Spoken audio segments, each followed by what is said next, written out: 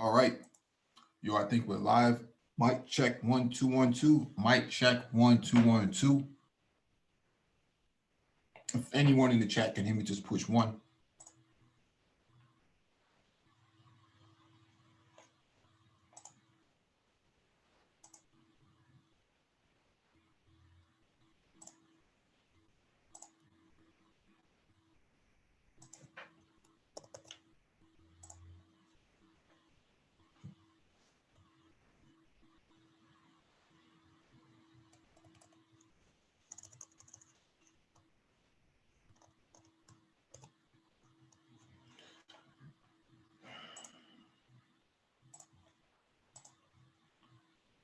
All right.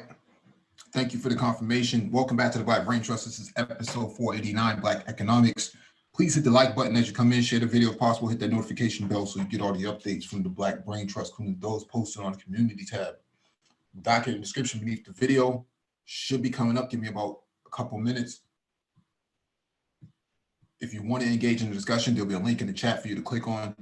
When you click on the link, make sure you raise your hand so that one of us can acknowledge you to advance you to the panel.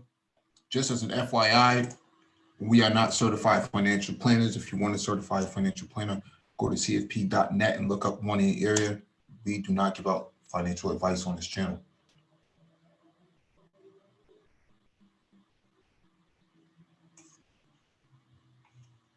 All right, just give me a few seconds. Let me grab this docket real quick.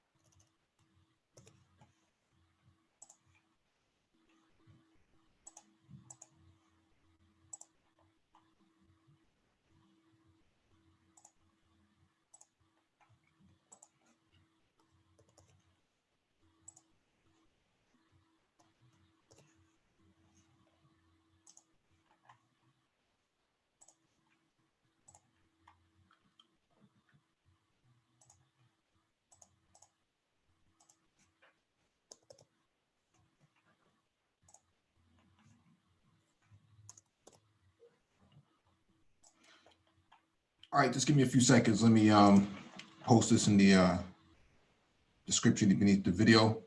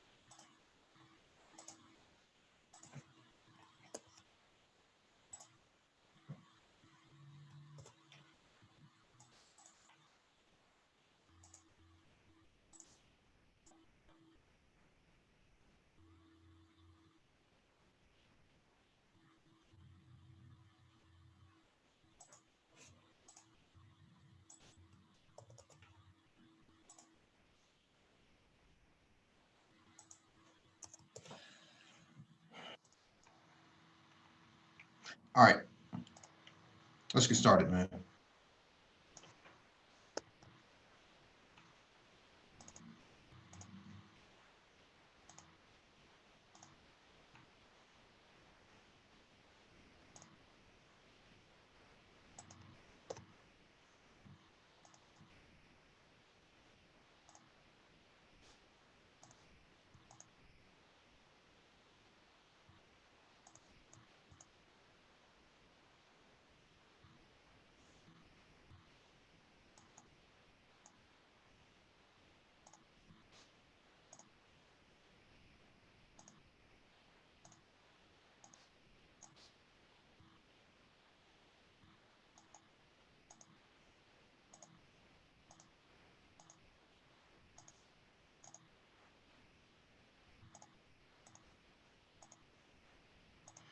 Thought I saw Amanda tomorrow here, but I guess he dropped off. All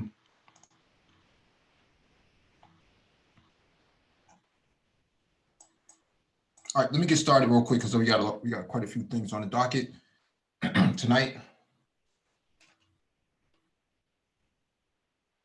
What's going on, Mike? Yo, what up, man? What up? Chilling. All right. What's going on, Mike? What's going on, Complex? All right. What up, big bro? Going on? All right. Let me share my screen real quick. We'll try to fly through these items on the docket and not be too long-winded. Saw MOT. He'll be back. All right. First item on the docket is from Kotaku. GameStop. We can't stay open during lockdowns because we're essential retail. The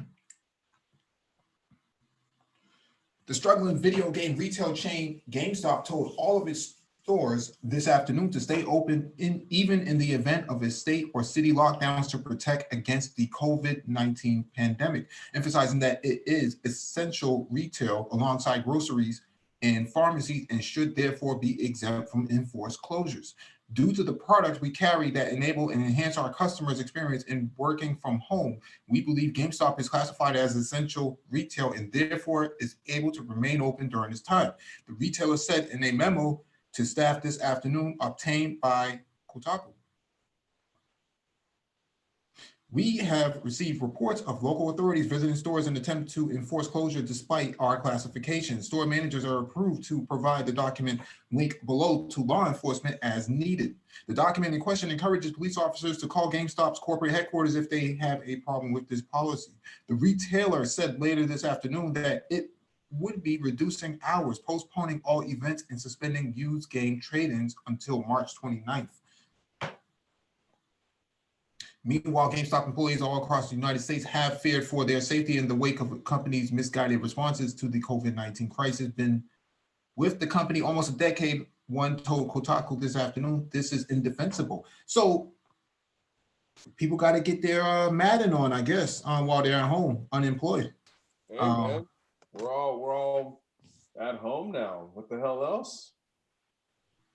You know, I think fast food, you know, a lot of like creature comfort type stuff. Shoot, there was a term Dollar Bill gave it. Stuff during like an economic downturn. You remember when you was talking about the price of potato chips? Remember that? Remember those discussions back in 2018? Yeah. You know, that type of stuff. GameStop, I can totally see it, man. Kids are all out of school right now. Mm-hmm. My daughter's been gaming on a tablet all damn day, man. I'm trying to get her to do something else. You know, especially as I try to figure out like lesson plans for, you know, I was just talking with my or her grandmother about putting, you know, a daily lesson plan together because, you know, school is non-existent at this point. So, you know, yeah. Yeah, that's pretty funny because my grandson, he plays Fortnite. You guys are playing Fortnite all the time, and it's just what they do. They love that. They love playing that. So, I don't know. So Yeah, I didn't even think that, when I first was listening to this, I was like, really? But then when I think about it with all these, people around and the super gamers, yeah, I guess it is essential. Yeah, I guess so. Mhm. I mean, most of these things can be bought online. I mean, you could buy games through the actual console. I'm not sure why I mean, what next? Buffalo Wild Wings is going to say they're essential too? Well, Like, they get to stay open, but they can't have any crowding in their restaurants, right? So it's just one of those things. I don't know. We haven't been hit with anything out here on the East Coast in terms of lockdown. I don't know if New York is. I know New York called out the National Guard. So, well, they basically, essential for the state employees, for the state and all that. They have what's called a pause, so they're having people supposed to be working from home and all that. Other companies are basically, keeping kind of skeleton staffs for what necessarily needs to be in their offices. But they're talking about calling out the National Guard to come down and kind of guard stores and stuff, so people don't get involved. Yeah. he said, "Maggle out." Maggle out, man. They don't want to have a massive maggle outing. So they want things to kind of be cool. Mm-hmm. And so they're talking about that. So man, I know this response with the National Guard and all that is big and all, but what we really needed is more tests and just some more hospital beds, because you can see now that we were not prepared. We were not prepared for this. It was only a couple of months ago we were talking about telehealth and telemedicine, and people laughed. Yeah. And now here we are. Yeah. That's what I'm moving now. Hospital beds from Stryker Medical across the country. Wow, really? Bunk beds, nigga. Bunk beds, Nick. Bunk beds. Bunk beds.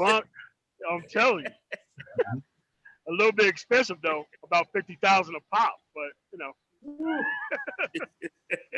Damn, yeah.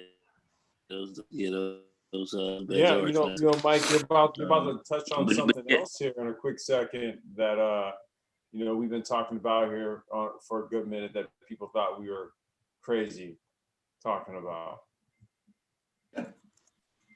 Did anybody print apologies and letters to Black Brain Trust yet? I mean, here's the thing, MOT. This is kind of like the beginning of sort of like a slippery slope of shit that we have touched on and brought up and discussed in detail, and people then said we were crazy, and then you guessed it. So let's hold off on the apologies for right now. Oh, okay. Yeah, they put him in a spitball. Yeah. It'll be coming soon. All right, this is from MSN.com. Andrew Yang may be out, but universal basic income has legs. Wait a minute. What has legs, Mike? What's that? Say what? What was that has legs, Mike? Say that again. UBI. Say what? For more than 2 years, Andrew Yang traveled the country as a presidential candidate trying to convince voters that a crisis was coming. The economy was going to evolve. He warned jobs would be automated away in droves, and many Americans were going to find themselves at home without a paycheck. And now, Mr. Yang observed from inside the family's weekend home in upstate New York, we've all been sent home at once. To be sure, fear of impending global pandemic resulting from a novel coronavirus was not the reason Mr. Yang spent months insisting the federal government provide American adults with a universal basic income of $1,000 per month. But a global pandemic has arrived, and the fallout from the outbreak has plunged the country into a grim and uncertain reality. So only now, with millions of Americans facing the prospect of no work and wondering how they will pay the bills, have proposals similar to Mr. Yang's signature policy prescription gained wide bipartisan approval in the sort of a political turnabout that may only be possible when society faces dire need, giving free money to Americans suddenly appears not only rational, but critically necessary to many Democrats and key Republicans. In a telephone interview Tuesday night, Mr. Yang expressed confidence that legislation would soon put some form of basic income or stimulus checks into Americans' bank accounts. This thing is going to pass, he said. It is going to pass for a very obvious reason. Money in our hands is vital to prevent our economy from collapsing. Oh God, I'm sorry. Over the past week, proposals to dole out direct payments to workers and their families while schools and businesses shut down have come from progressives like Senator Bernie Sanders of Vermont and moderate Democrats like Senator Michael Bennet of Colorado and Republicans like Senator Mitt Romney of Utah. Those calls for relief were bolstered by the White House, who got behind the idea of rapidly sending money to Americans. An outline of Treasury Department proposals obtained Wednesday by the New York Times called for sending 2 rounds of checks directly to taxpayers on April 6th and May 18th.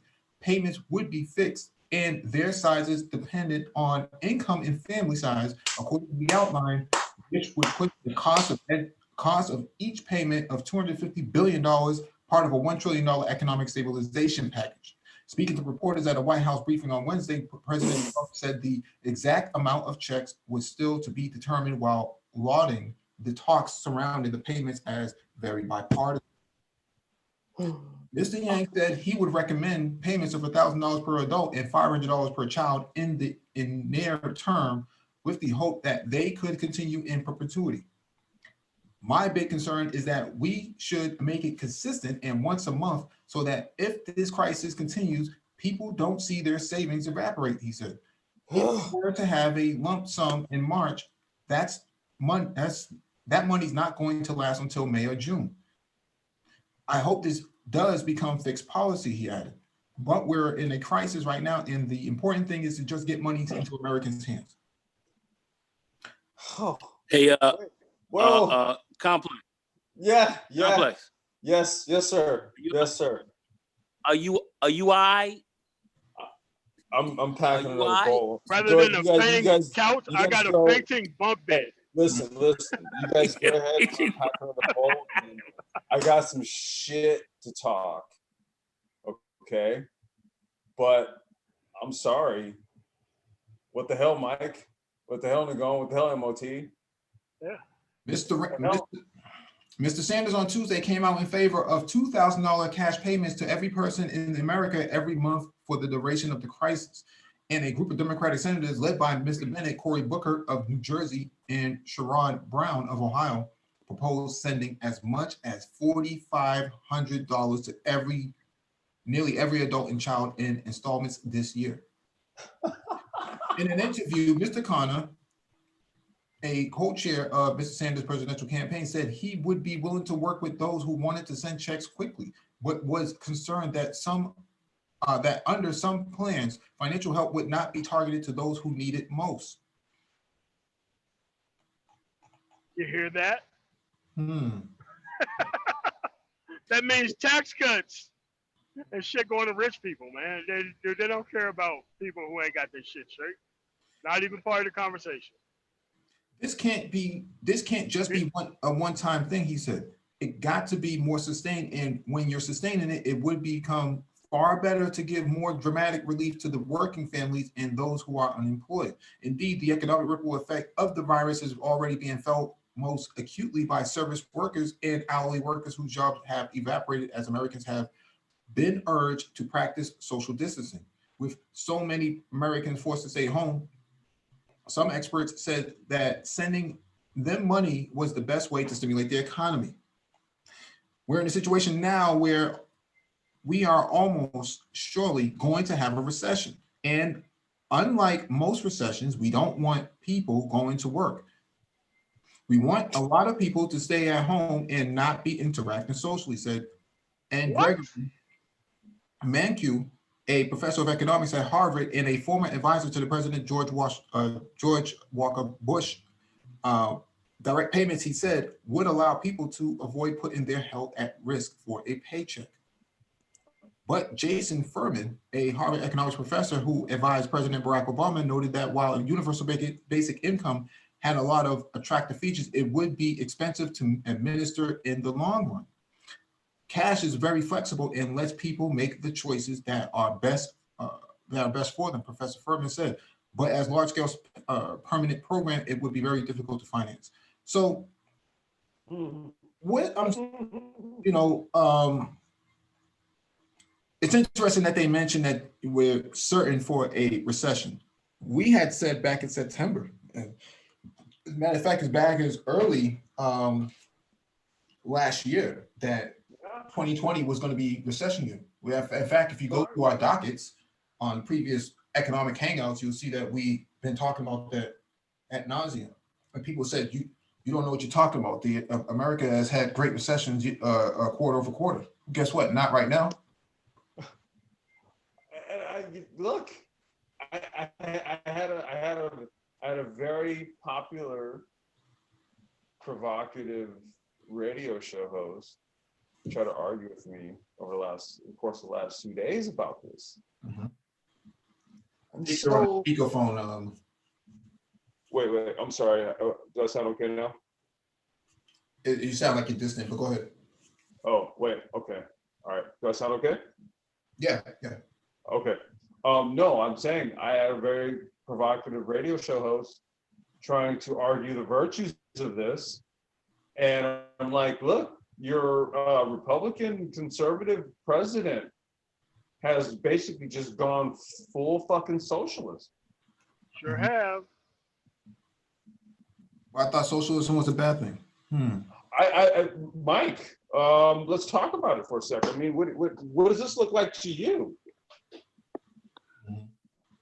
You know? Remember when we were broke during Barack Obama, how we was going to spend our way into our grandkids? Remember all those arguments? Fix roads or bridges or any of that? You remember how we said the stimulus or the porculus bill, and all this was going to be terrible, and look how bad this thing was. First thing Republicans did last year was coming in and dropped $1 trillion on everybody, and now look what we have to do right now. Everybody sitting. Listen, this is the thing, and I'll call out right now. Mm-hmm. We've been calling this son of a bitch for over the damn near the last 2 years. Mm-hmm. All right, we've been calling this son of a bitch for a while. I'm calling it. And you know, look, I'll say this too. And you know what? I'll say this too. I'll go ahead and give shout outs and all due to BGS as well. Yeah, because I was on BGS channel 2 years ago and we talked about it. But yeah, it's kind of started there. Kind of started there, and that's kind of where the argument started. Mm-hmm. So I will give him his respect due with regards to this, because he's been talking about it also. Yeah, in fact, I had a 5-hour debate with this guy, man, over the market about 2, maybe almost 3 years ago now, when myself and BGS first went at it. He called himself putting me in the chair, but I don't know who was sitting in the chair that night. But anyway, but let's look at the archive right here. We talked about the UBI. We talked about that. Yeah, I mean, the archive right here. Go ahead, Mike. Go ahead. We talked about this 2 months ago. It shows right here, episode 422. But go ahead, Mike, break it down. The apocalypse of 2020. But we already did the addendum on Black economics right here. We also, we can go back as far as Black millennials living and eating out of dumpsters. I mean, literally, right? We talked about this months ago. That was 2 months ago. We talked about this was going to come. Yeah. We definitely called this out in this channel. Others of us, myself, BGS, we talked about this a couple of years ago. This is nothing new. We talked about it. We've been calling this out. A lot of people said this is communism. This is that. This is the well. I'm a Black conservative, and I'm this, and I don't believe in that. And my dignity, this, my dignity, that. Okay, people talking all this mess, but look where we are. Yeah. Just look where we are. Well, we also did on episode 391, we talked about automation replacing jobs. Andrew Yang was just in that article being quoted that automation was going to come and replace a lot of these jobs, and that many Americans will find themselves out of work. Well, we said that 3 months ago. Sure did.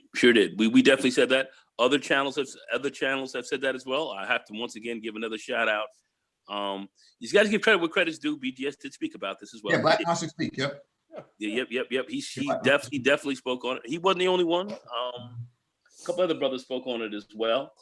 But the more in touch brothers with with their ears and feet pressed close to the ground.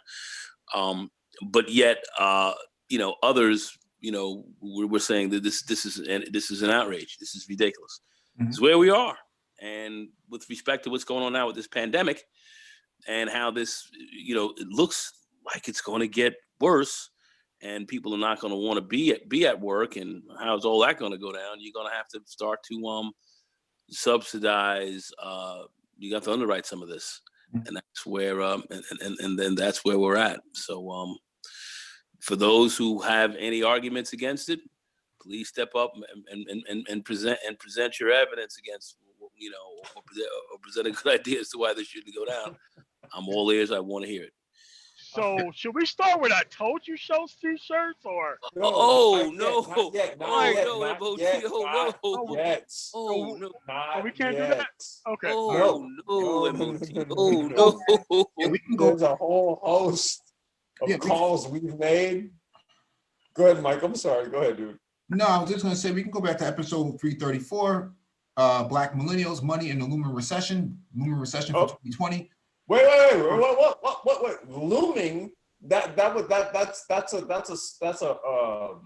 a sign that would indicate, or a word that would indicate predicting, proceeding, right? Foreseeing, foreshadowing, right? I was right for the wrong reasons. When did we post that one? That was 5 months ago. All right, I'm sorry. Go ahead, keep going. I'm sorry. Go ahead, MOT. I was right for the wrong reasons. I said March of 2020, but I didn't expect this would be the reason, to be quite honest with you. Yeah, well, there was a recession coming at some point. This just exacerbated the problem even more. I mean, no one could foresee that a pandemic was going to come, but there was also a retail apocalypse that was coming. We had already knew that was coming, but you compounded. Yeah. Well, let's be frank about it. Shout out to my boy. Let's be frank. But anyway, but let's be frank about this. This pandemic, if you will, is showing up some of the underlying serious weaknesses that we had in our economy, and we're seeing where some of this has now been further uncovered. So if it wasn't this, it'd have been something else. The Dow Jones was probably on record about to hit 30,000 probably by August if nothing happened. You know what I'm saying? It's just ridiculous. No, all this was called out. All this was called out. So we have to sit here and talk about that. I know some people say you guys are gloating. You guys are gloating. It's funny.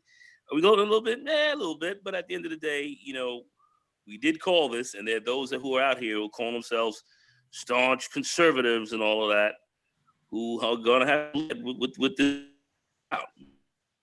Conservative in name until they bring up the track record, the history of conservatism, and they're not conservatives. Yeah, let me get to this next article. This is from CNBC.com. Bank of America says the recession is already here. Jobs will be lost. Wealth will be destroyed.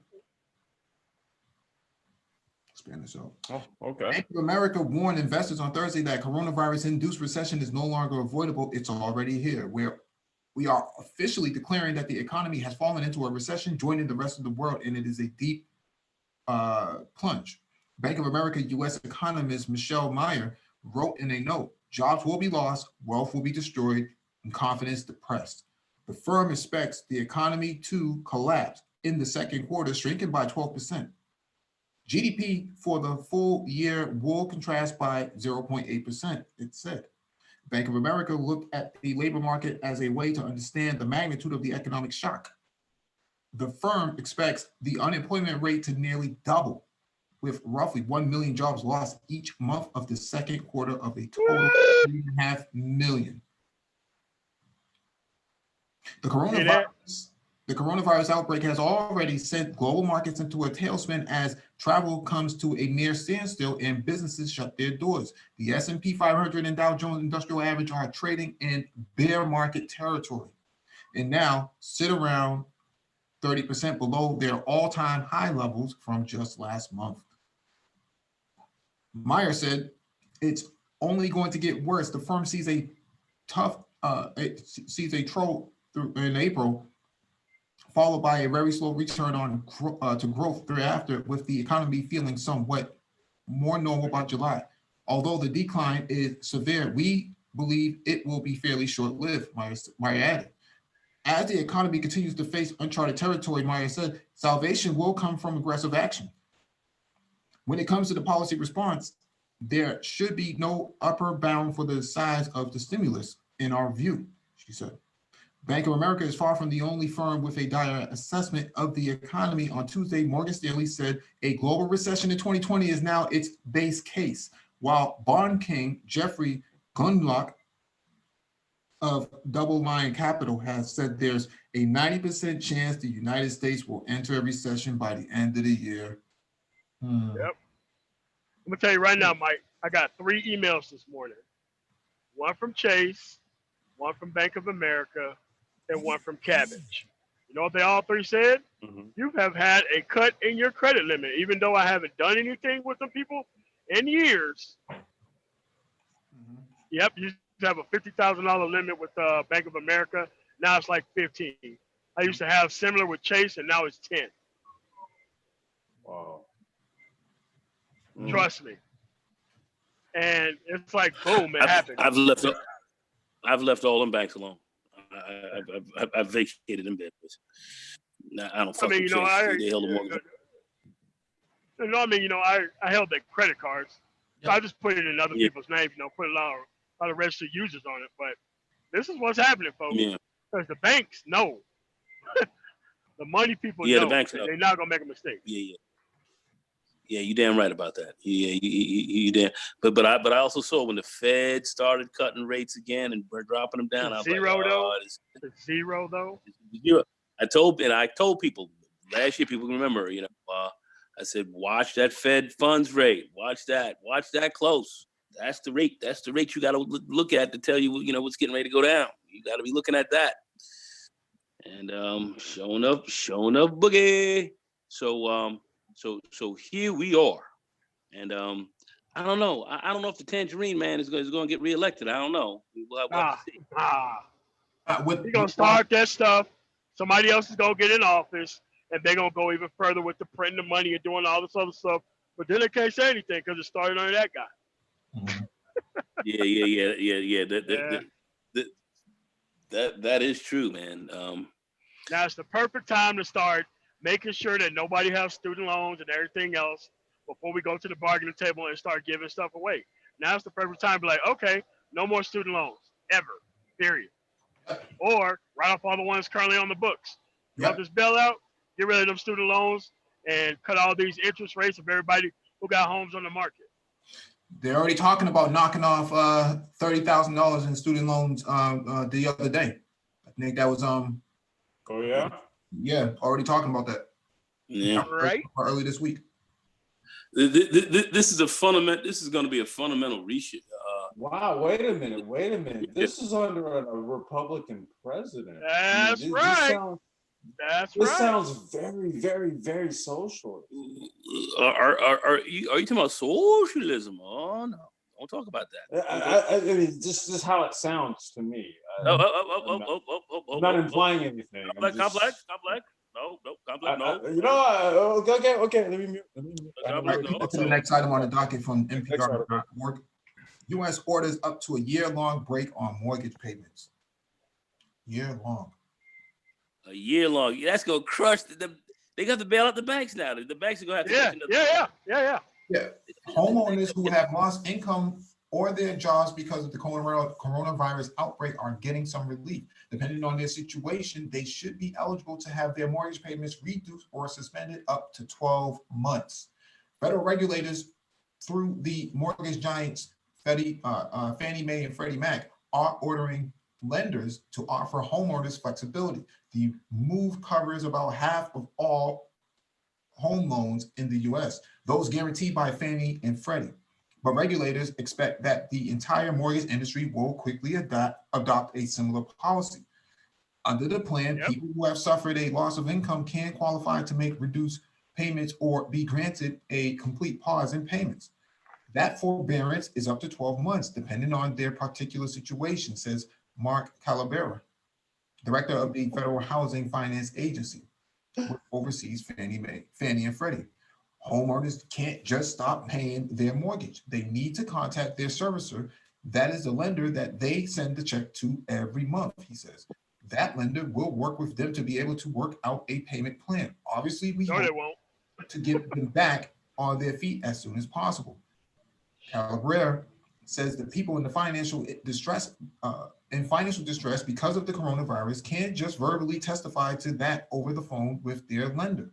Documenting the hardship can come later. You're not going to have to spend 20 pieces of paper at the front of this. He says, we want to do it quickly. Of course. Yeah, I mean, and the banks wasn't supposed to foreclose on all those people before either, huh? Look how that worked out. Listen, no, listen. This is what I was trying to tell the shock jock earlier. Okay, listen. There were lessons learned. There were lessons learned the first time around. They're not going to let that shit happen again. It's not going to happen again. Why do you think UBI is on the docket this time around? Why do you think this type of stuff is on the docket this time around to head off what happened last time? This is not a forgiveness of debt or free money. Homeowners will work out a repayment plan once they recover financially. Calabrera says that this might involve just extending the term of the loan.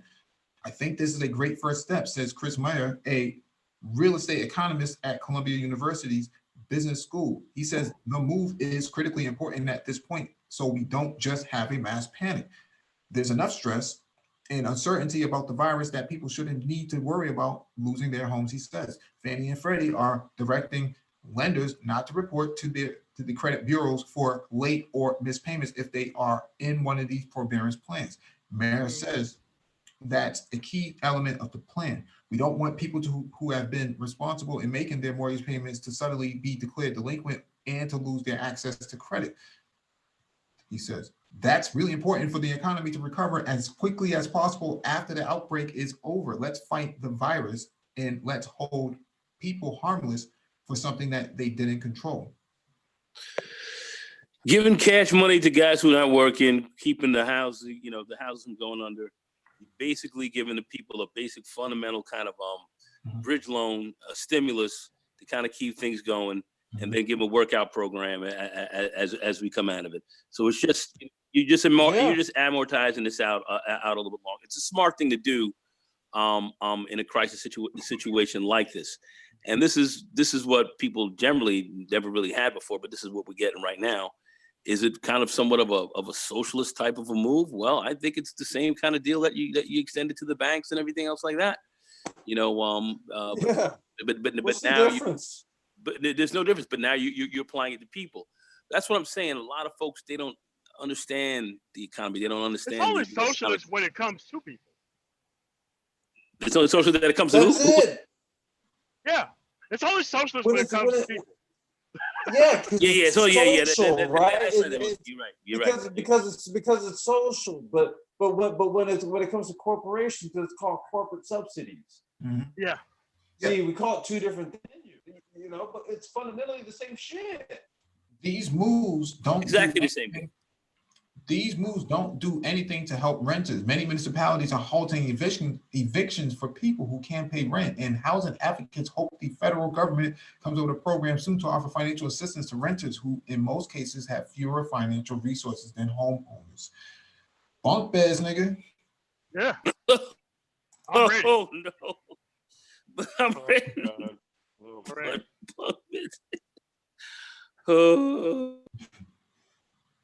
I'm like, well, here's the other thing.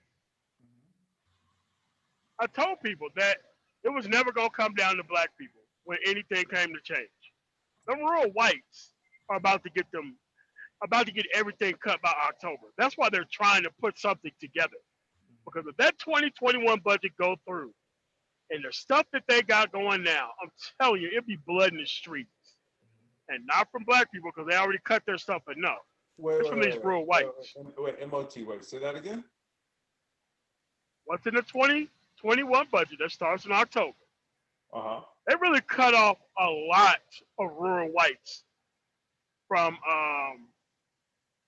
welfare, closing these neighborhood hospitals and all that stuff.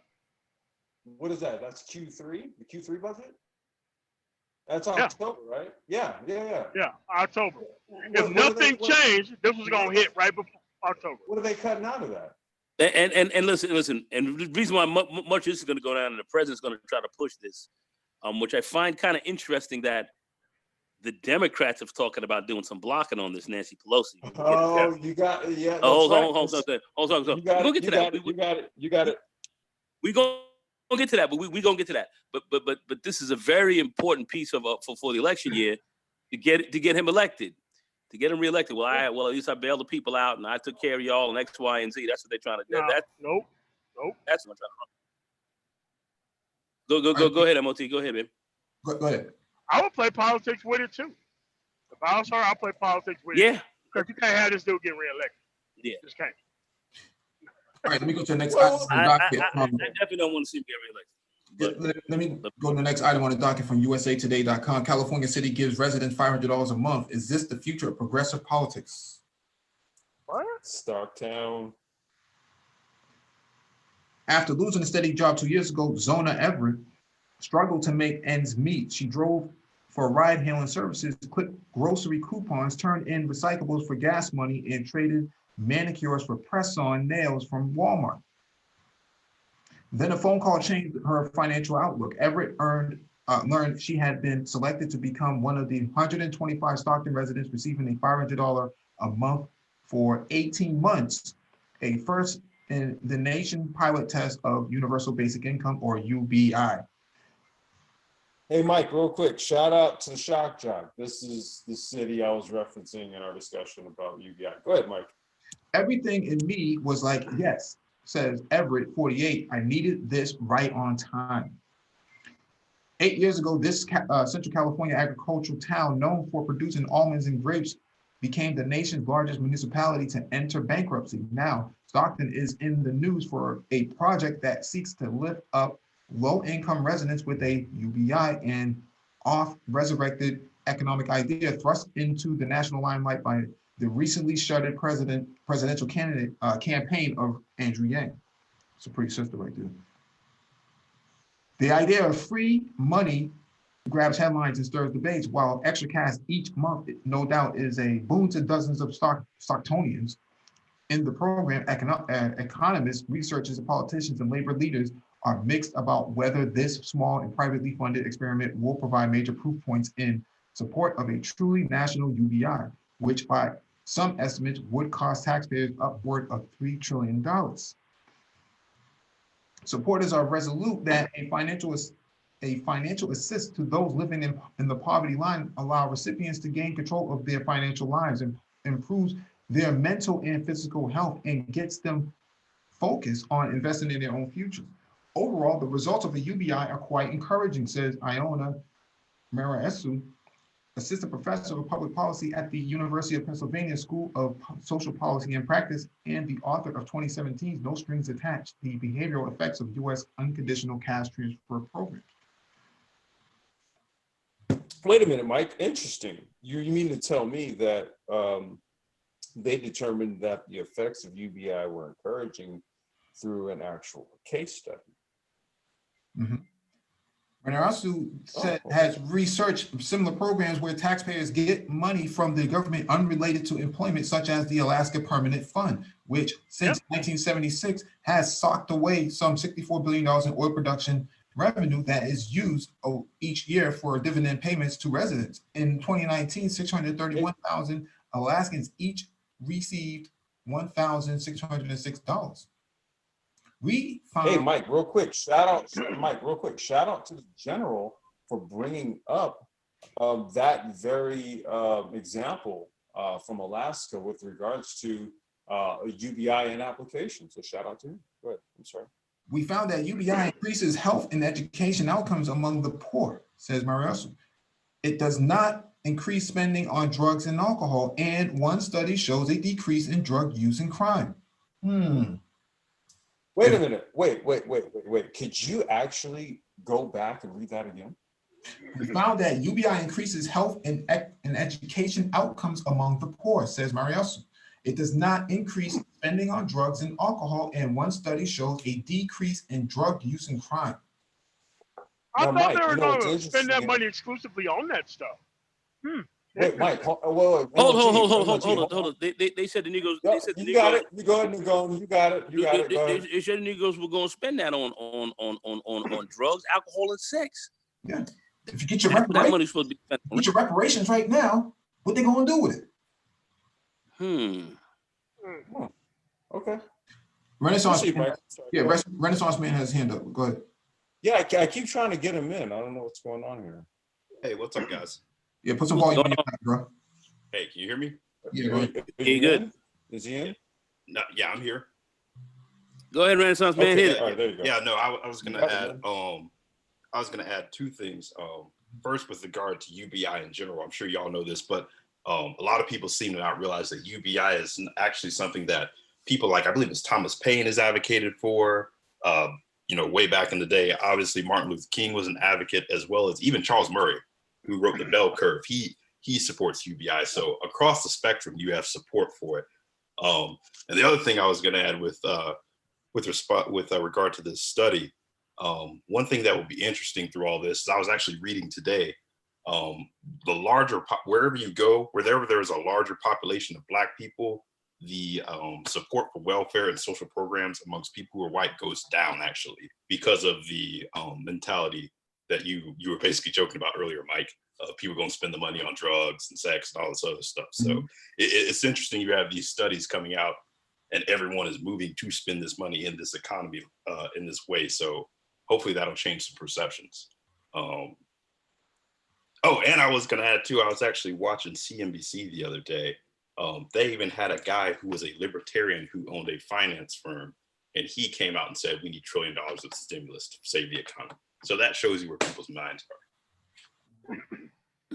Yeah, but Nobody wants to repeat what happened before, man. Nobody wants to go through that again, dude. We're all socialists now. Oh yeah, I was in college, so I lucked out the first time. But looking back at stock charts, I see you like, oh damn. Yeah, I mean, this is kind of real, man. And Americans live below the poverty line. So this interactive map actually tells you what's going on. And we see in most of your red states, 16.8%. In Mississippi, it's 19.7%. Louisiana, 18%. Arkansas, 17%. Tennessee, 15%. North Carolina, 14%. South Carolina, 15%. Georgia, 14%. Florida, 13%. Was this below the poverty line?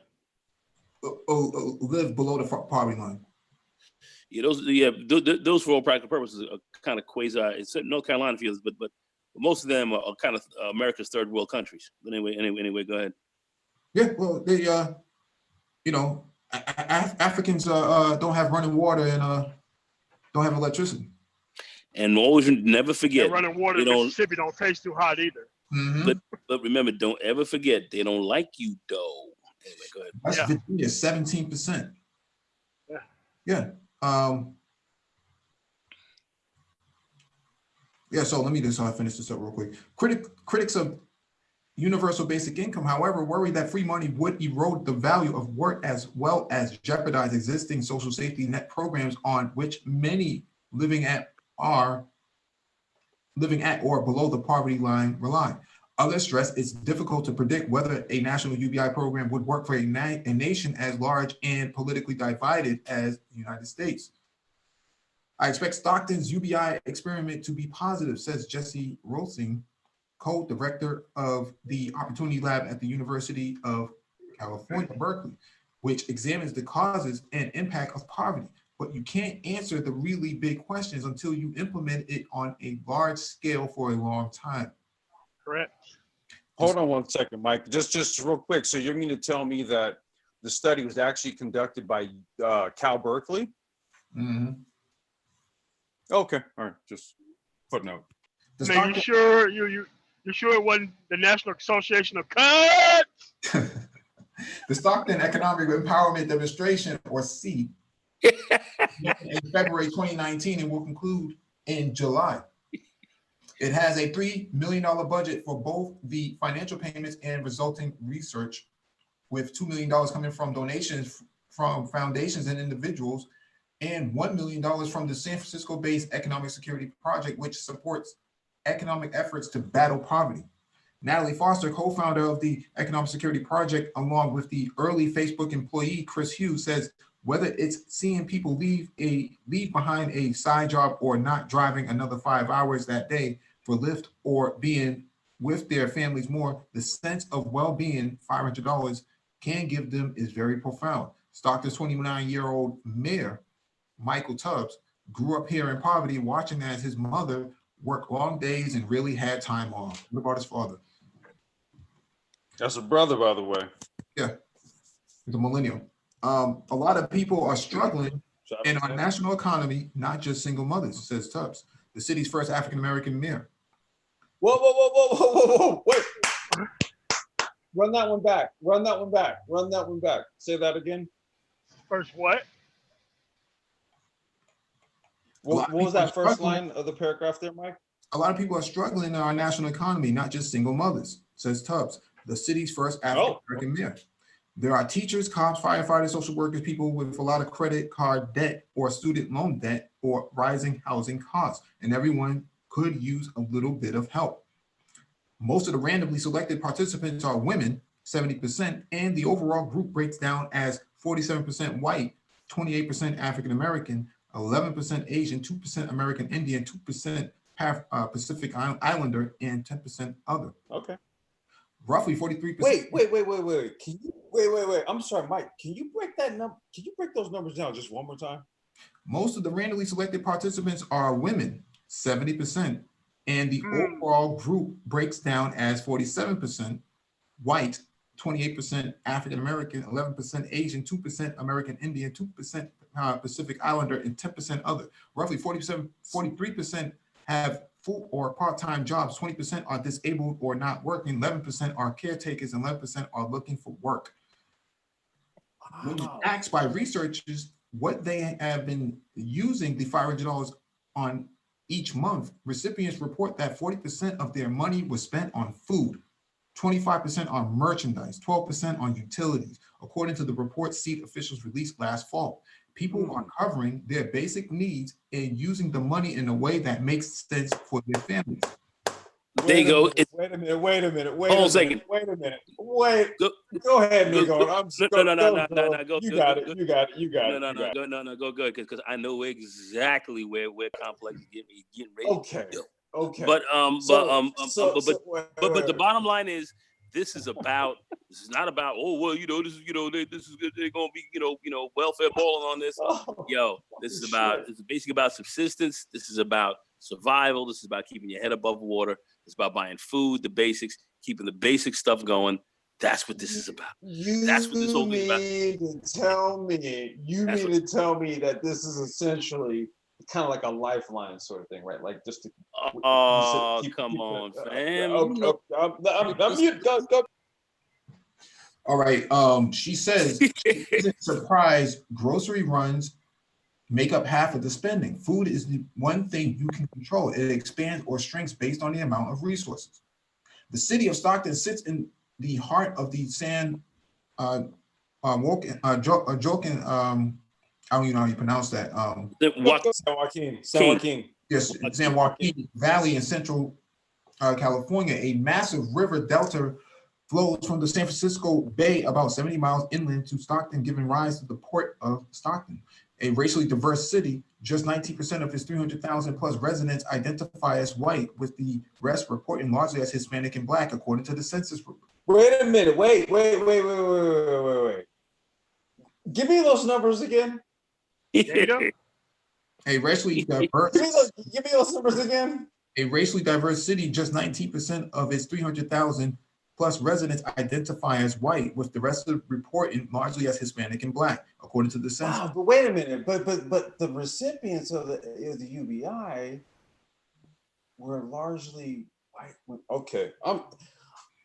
There was a guy that was, again, a shock jock who was giving me some jive about a lot of this stuff, and he wasn't accurate about a lot of stuff. So I'm trying to verify the numbers that are in this article. Go ahead, Mike.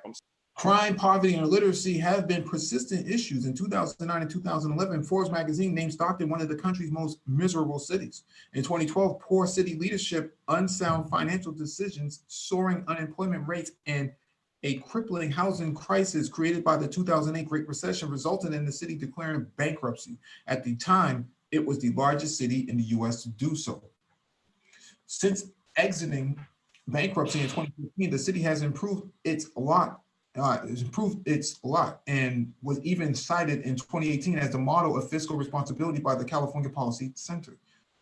But its citizens still need help. Today, 66,000 of Stockton's 300,000 residents live below the poverty line. That's 22%, representing about twice the national average. The poverty line is $12,000 for an individual, $24,000 for a family of four. And so we look at the numbers here. Who's getting $500 per month in seed?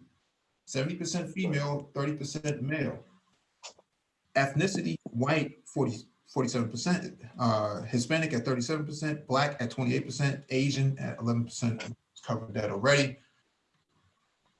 Somehow the focal point were Black women, specific, right?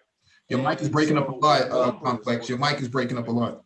Wait, okay, I'm sorry. Can you hear me now? How do I sound? All right. So numbers were actually called into question. And at the time I said, I don't really have the full-on data, right? Because of the questions that was being asked. But I was like, wait a minute, this article is perfect because it actually gives us the data. And so when we look at it here, if you could just scroll back up there, Mike, just a little bit. Okay, so when we break that down, because I was asked specifically about sisters, right? Black women. And I was like, well, that's not specifically a data point that we're gathering, not necessarily something that we're compiling, but I'm not really sure of the relevance, right? But I mean, I guess this was basically a hot button topic with regards to this whole UBI thing, because it's like, holy fucking shit, what are we gonna do about all these sisters in the UBI? What the fuck? What are we gonna do? So when I'm looking at the numbers here, I'm like, okay, so the recipients were 70% female. However, of the 70%, damn near half of them were white, right? And less than a third were Black. So 28% of them are white women. What are we doing? What are we to extrapolate? We have the numbers now. Yeah. We have the fucking numbers now. What are we? I don't know. What are we to extrapolate from this now? I don't know. You tell me. I need to finish this article. Go ahead, dude. I'm totally being facetious right now. Go ahead. Stockton may be starting something. Local leaders in Newark, New Jersey, Milwaukee, and Chicago are currently mulling over their own UBI pilot programs, and Tubbs says he's heard from state senators in Washington and Massachusetts, as well as city supervisors in San Francisco, who are interested in copying the program. With the income inequality gap in the US growing, the need among the poor is dire. According to a report on economic well-being put out last year by the Federal Reserve, 27% of Americans would need to sell something or borrow money if they suddenly had to raise $400, meaning that they don't have any savings. For the city of Stockton, which has had its ups and downs, for us now to be at the center of a global conversation about what capitalism and the economy look like in the 21st century, it's very special, says Tubbs. It's unclear what sort of long-term benefits the program will provide for participants or for the city. Stockton researchers are currently monitoring the effects on not just a family's financial standing, but also its emotional well-being. Seed researcher Martin West does anticipate one hypothesis will be proven correct when the UBI experiment concludes, that the $500 will reduce the amount of stress and anxiety in the brain and body from the fluctuation of an unstable financial situation. The money provides a floor for people to rest their feet on. For Stockton residents Tomas Vargas, 36, getting $500 extra each month has changed his attitude on life. It's all a far cry from 2012, when 13 of his friends were killed in a period when Stockton was plagued by homicides. Vargas is married with 2 children under his roof, an 8-year-old girl and a 6-year-old boy. Another child died, while still another lives with his parents. One of the things he managed to do with the UBI grant was spring for tutors for them. His daughter wants to be an astronaut, and his son is good at math. It's freed me up and gave me just another gust of wind, says Vargas, who recently landed a new job at the local airport. He remembers when it was like, what it was like growing up poor. Often he wouldn't have dinner. School lunches and sometimes breakfast were his only meals. As an adult, he still can't go down to the hamburger. He can't go down the hamburger helper aisle of the grocery store without getting queasy, because he ate the box meal so much as a kid, his family was low on money. These days, Vargas feels more free psychologically, if nothing else. He stops in on his mother more often and often lingers to tease her cat. Pause. And his new job pays around $40,000 $40,000, a sum that promises to provide him with enough to help his young kids achieve their potential. As an economic concept, UBI has deep, if controversial, roots in American politics. Figures as politically desperate as Richard Nixon and Martin Luther King Jr. talked about different versions of the UBI program. Conservative thinkers often argue that a UBI should replace costly social safety net programs, while liberals insist such a payment must supplement those critical services. Most recently, UBI has been touted in talks with the likes of Tesla founder Elon Musk and Facebook founder Mark Zuckerberg, who see it as a hedge against tech-fueled job placement. Democratic hopeful Yang took particular aim at tech companies while on the campaign trail, saying they benefit the most from today's economy, and with a coming age of artificial intelligence, robots taking over jobs, deserve to pay into a UBI. Oh my God. Okay. Suki Samar, C's director, says she is buoyed by some signs that leading politicians are trying to address the nation's growing income inequality gap, even if it isn't by talking specifically about a national UBI. For example, she points to California Governor Gavin Newsom's expansion of the Earned Income Tax Credit, which funds money to low-income earners, a reform that many economists says is a simplest way to put more money into the pockets of those struggling on the margins. Samra also cites national efforts to put more money in local income people's pockets, such as Senator Kamala Harris lift the Middle Class Act and Rep. Rashida Tlaib's Boost Act, which each of which would provide $6,000 a year to middle and working class families through a tax credit. It's a cute little trick. I'm not going to read this whole thing. This is about 20 more minutes long. But the point of the matter here is this. We told you so. Yeah, folks didn't think this was coming, but for those who understand how this game works, we saw it. We saw it a while ago. We called it out. So it is what it is. I would like to see those who were really railing against it come up and still speak in favor of why they don't think that this should go down. Just make sure you bring your sources before you do. Well, we have Renaissance Man has his hand up. What's going on? Yeah, he should be on. Okay. Yeah. No, I was gonna ask Complex. in this debate you had, if you were talking about welfare, did they ever bring up the fact that one of the big things that happened, especially in places like Appalachia, with welfare reform was a bunch of people went and got on disability, so you can't necessarily just look at welfare? No, well, the discussion. If you're saying that someone, if you're saying just looking at pay, people, Black women specifically, are just on welfare. No. I mean, the topic was about UBI, generally speaking, and the person in question was trying to relate it specifically to Black women. And, you know, I had mentioned Stockton as an example of where a pilot program was done to test the effectiveness of it. Now, I wasn't able to give the details on it, so that's why I started laughing when this article actually was about that, and it actually gave us the demographic data, right? Because the person in question was very, very, very hyper focused on a specific group, but when we actually looked at the data, we saw that the group, that they weren't really even like a prominent group in terms of recipients of this, right? That was the first thing. The second thing was that where in the article did it point to a negative effect from a UBI? Yeah, where?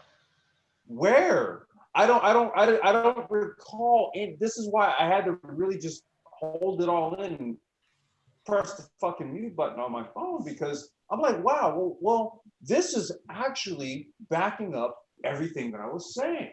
How this basically go ahead. It insults some of these people's dignity. Was that the term? My dignity is insulted or something? It's a dignity question. Dignity. Right? No. The original comment made before that was that it would cause inflation. And so it cause inflation? That was a justification for not supporting UBI. Okay, so they said that this would be inflationary. Yeah, it would cause hyperinflation. That was like raising interest rates and these kind of. Okay, well, and anyway, I'm all right. I'm not quantitative easing. Yeah. Again, I have to point out, ... when it comes to helping actual breathing human beings. Now, if this was corporations, none of these things come into play because they're enormous cowards, and it's very easy to call yourself a conservative when you don't concern yourself with the status of anything. Well, very true. Yeah, these same people who are pro-lifers are not so pro-life when it comes to UBI. Yeah.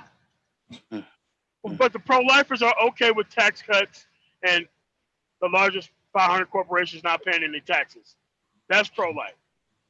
Okay. I mean, you've had a lot of economics professors talking about it.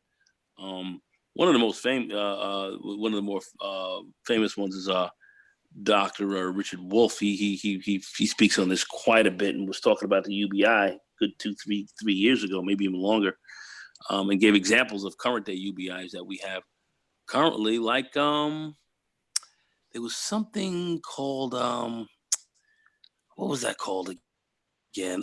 Social Security. There was something else, that you can get from a medical Medicare. I mean, you have UBIs that absolutely operate in these capacities currently right now. Nobody speaks about it, but these are essentially UBIs. They keep calling them unfunded liabilities. When you have your paycheck, you see yourself paying into them as a worker, but they're still called unfunded liabilities. But never tax cuts. Tax cuts is never called unfunded liability. Never. I just wanted to point that out. Yeah, man, it's a good point. But I'm just saying we kind of know what this looks like already in certain respects, but nobody wants to talk about it. Nobody wants to talk about it in that regard. So we have to look at it like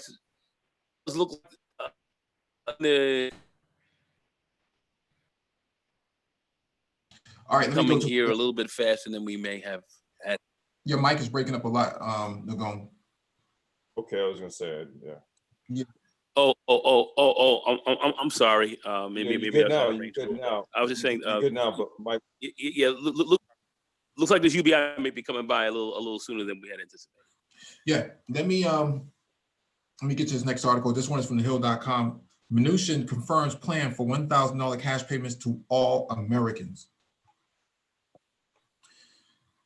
So the White House coronavirus stimulus plan could see every American get two $1,000 checks from the government within 9 weeks, Treasury Secretary Steve Mnuchin said Thursday. This is an unprecedented situation where for good reason, the government has instructed major parts of the economy to close down so that we can win this fight against the virus, he said in an appearance on Fox Business.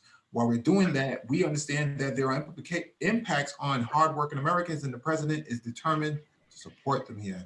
The $1 trillion package with the White House and Senate Republicans plan on presenting would provide every adult American with a $1,000 check plus another $500 for each child. A family with two parents and two children would, for example, get $3,000. As soon as Congress passes this, we get this out in 3 weeks, and then 6 weeks later, if the president still has a national emergency, we'll deliver another $3,000, Mnuchin said. Earlier in the week, Mnuchin had pointed to a 2-week target to send out cash payments. That portion would amount to half of the bill's overall spending. Another $300 billion in the bill would be used to help businesses keep people on payroll and offer loan forgiveness for those that do after the crisis ends. Already, unemployment claims have shot up by some 33% between the first 2 weeks of March. A final $200 billion bill would be devoted to securing lending to airlines and other critical industries hit hard by the pandemic. The bill would be the third and largest in the government's response to coronavirus. The first $8.3 billion law focused on health agencies and the first responders, while the second, which Trump signed Wednesday, put roughly $104 billion toward emergency paid leave, free coronavirus testing, and expanded unemployment insurance. There it is. Remember when we tried to expand unemployment insurance in like 2010, and Speaker of the House was trying to make the money come from one place or another. Mm-hmm. So in order to get the bill passed, they kind of stocked the whole thing full of tax cuts in order to get the bill passed. I vaguely remember that for some reason. I vaguely remember that as well.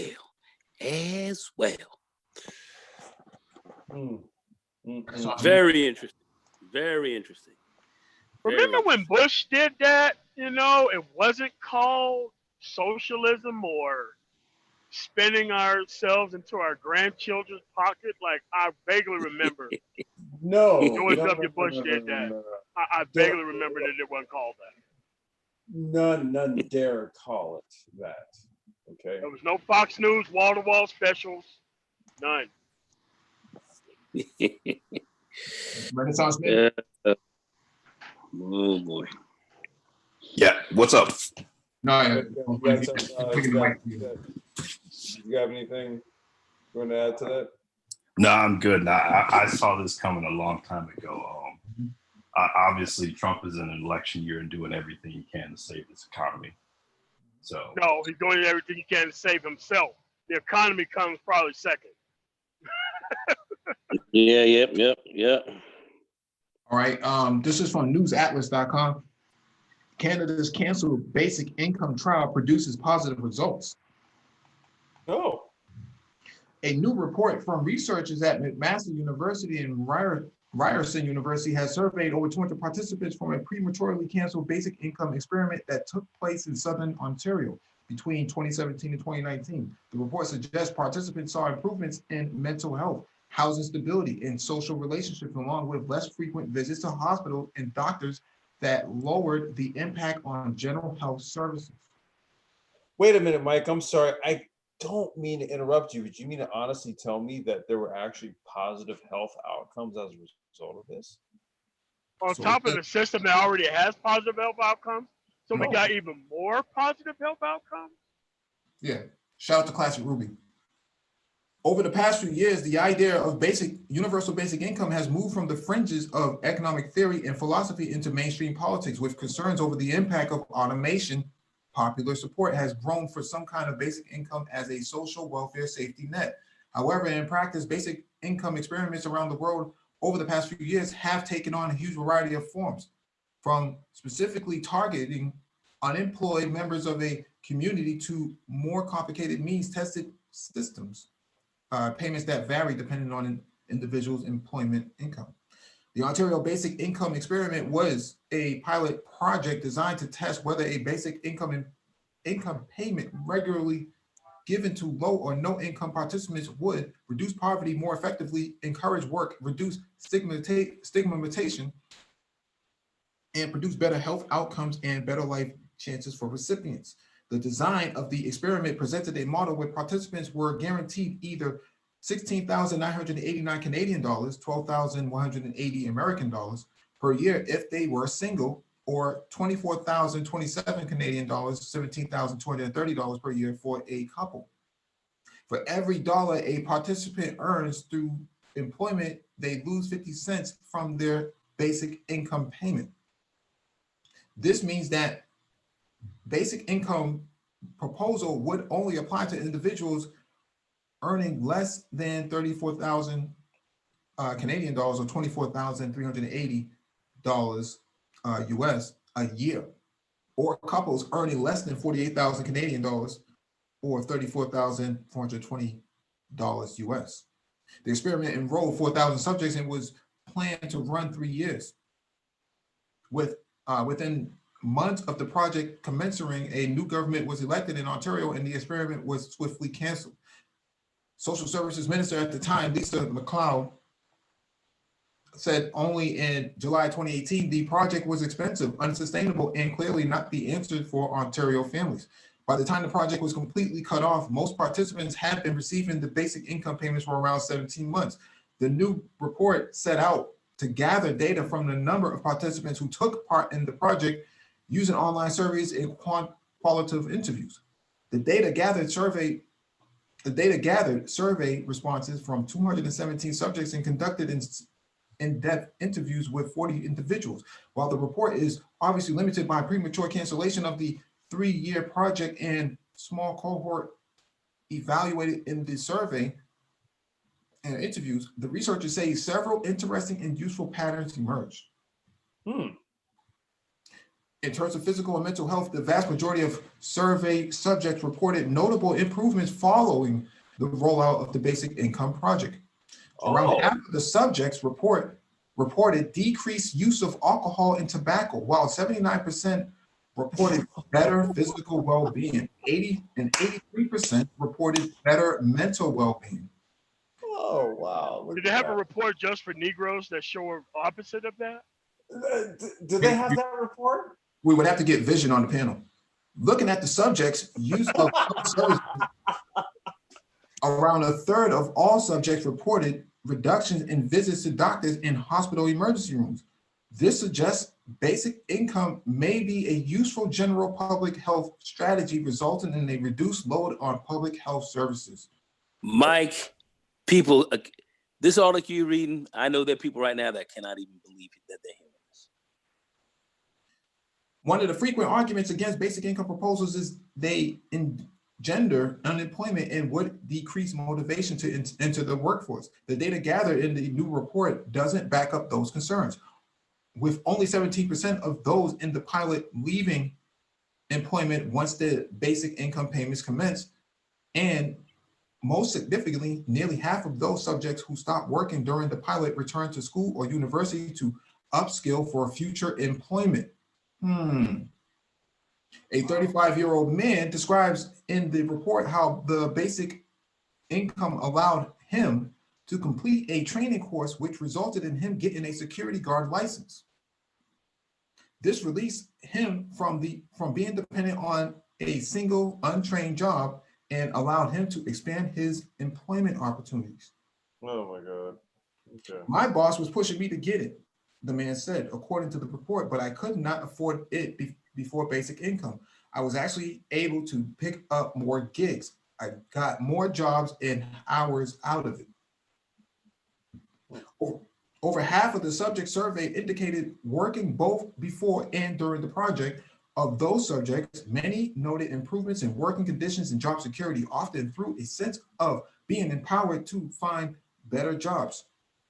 Economics professor Wayne Luchuk, who worked on the new report, suggests the safety new of the basic income project would allow allowed subjects a sense of security that helped their employment status. Many of those who continued working were actually able to move to better jobs, jobs that had a higher hourly wage, that had, in general, better working conditions that they felt were more secure. Oh, boy. The Finis experiment. Other basic income experiments looking at employment effects have presented divisive data. An influential pilot project in Finland, which ran from 2017 to 2019, randomly selected 2,000 young unemployed and long-term unemployed subjects. Each subject was paid 560 euros, $630 US per month, with no strings attached. They would continue to receive the payment regardless of commencing employment, and during the course of the experiment were not required to participate in any employment training programs. The goal was to test whether a targeted basic income payment without any additional social structures would increase participation in the workforce. The results were not positive, as social policy expert Heikki Helamo reported in a preliminary commentary on the study released last year. Basic income recipients did not have more work days or higher incomes than those in the control group, writes Helamo. Despite the fact that basic income recipients had clearly better incentives to work, there were no statistically significant differences between the groups. The result showed that among the young and the long-term unemployed, other obstacles for work, such as outdated skills and health issues, are more important than financial incentives. So what this tells me is that they did not upskill like the Canadians did. And so that led to them not having an impressive outcome. While Mike, this is. Go ahead, Mike. I'm sorry. Go ahead, finish. While Yang was unsuccessful in his bid to become the 2020 Democratic presidential nominee, his universal basic income proposal has recently again been propelled into the mainstream discourse following the social economic stresses caused by COVID-19 pandemic. As Americans debate how insecure workers will survive weeks without paychecks if subjected to quarantine or isolation measures, Yang's universal basic income proposal has quickly shifted from a fringe idea on the progressive left to one he claims is both financially feasible and beneficial to the majority of the community. Oh boy. Okay. All right. Yep. They didn't take communitized, so there's hope yet. Mm-hmm. All right. Well, I think this just about clears it up for the UBI, doesn't it, fellas? Unless Mike's got some other articles. Yeah, let me pull up a couple more. Just for my reference, was this debate today? No, it's just a couple of days ago. Okay. Well, it was yesterday. It wasn't really a debate, really. It was basically sort of like an uninformed opinion. And so now what I was trying to give this, yeah, here we go, right? It's all right here. I'm an Emmy nominated.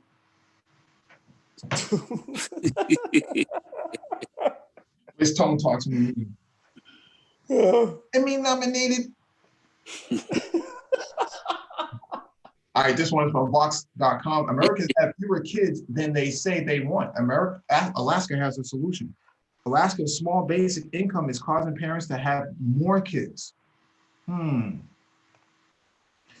not going to read this whole thing. Alaska has one of the few places on earth where universal basic income has actually been implemented. Sorry. Since 1982, the Alaska Permanent Fund, a state-owned investment fund established using oil revenues, has paid out an annual dividend to every man, woman, and child living in Alaska. no strings attached. The value of the dividend fluctuates based on the price of oil and other budgetary considerations. In 2019, the dividend was $1,606 per person, or $6,424 for a family of four. For researchers interested in human fertility, this raises an obvious question. Does a basic income going to every adult and child encourage families to have more kids? A new Negro working paper from Cooney's, Nishant Yonsun, and Laxman. I'm not going to try to pronounce all these people's names. I don't know why they even put them in there. They find that in the years after the dividend's 1982 introduction, fertility in Alaska sharply increased relative to the previous trends. Their overall estimate is that the dividend increased fertility by over 13%. That is a quite large effect in a country like this, and like the US, where fertility hovers below replacement level. It could mean the difference between a population whose native born population is growing or shrinking.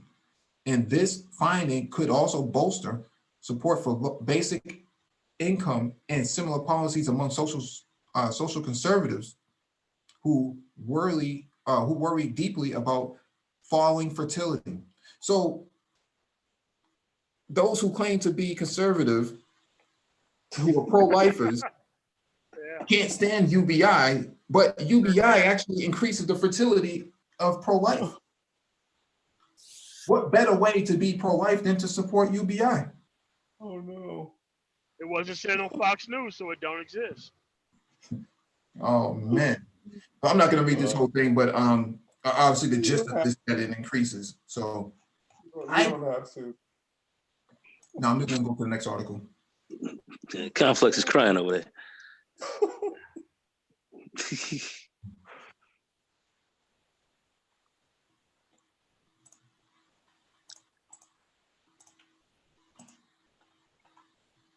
All right, this is from kcbsradio.com. I'm sorry. Look. The reason I'm laughing because I was asked about have we been gathering data on all the body bags, and this whole UBI talk is suggesting that it actually increases, life birth rates and shit. I'm sorry, dude. Go ahead. Santa Clara County proposal gives former foster youth universal basic income. What is this fucking thing? Santa Clara County is considering a first in the nation pilot program that would give a basic income to young people who were formerly in the foster care system. The goal of the program aims to give young adults a leg up once they begin living on their own. With the program's implementation, former foster children would receive from $1,000 to $2,000 per month for up to 2 years. The money could be spent without restriction. The idea is known as universal basic income. Supporters of it are chairing the proposal in Santa Clara County. What better way to demonstrate to the nation how UBI can affect the lives of marginalized people, said.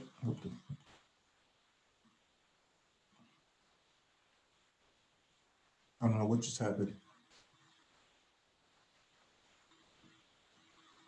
What better way to demonstrate to the nation how UBI can affect the lives of marginalized people, said Giselle Huff, president of the Gerald Huff Fund for Humanity.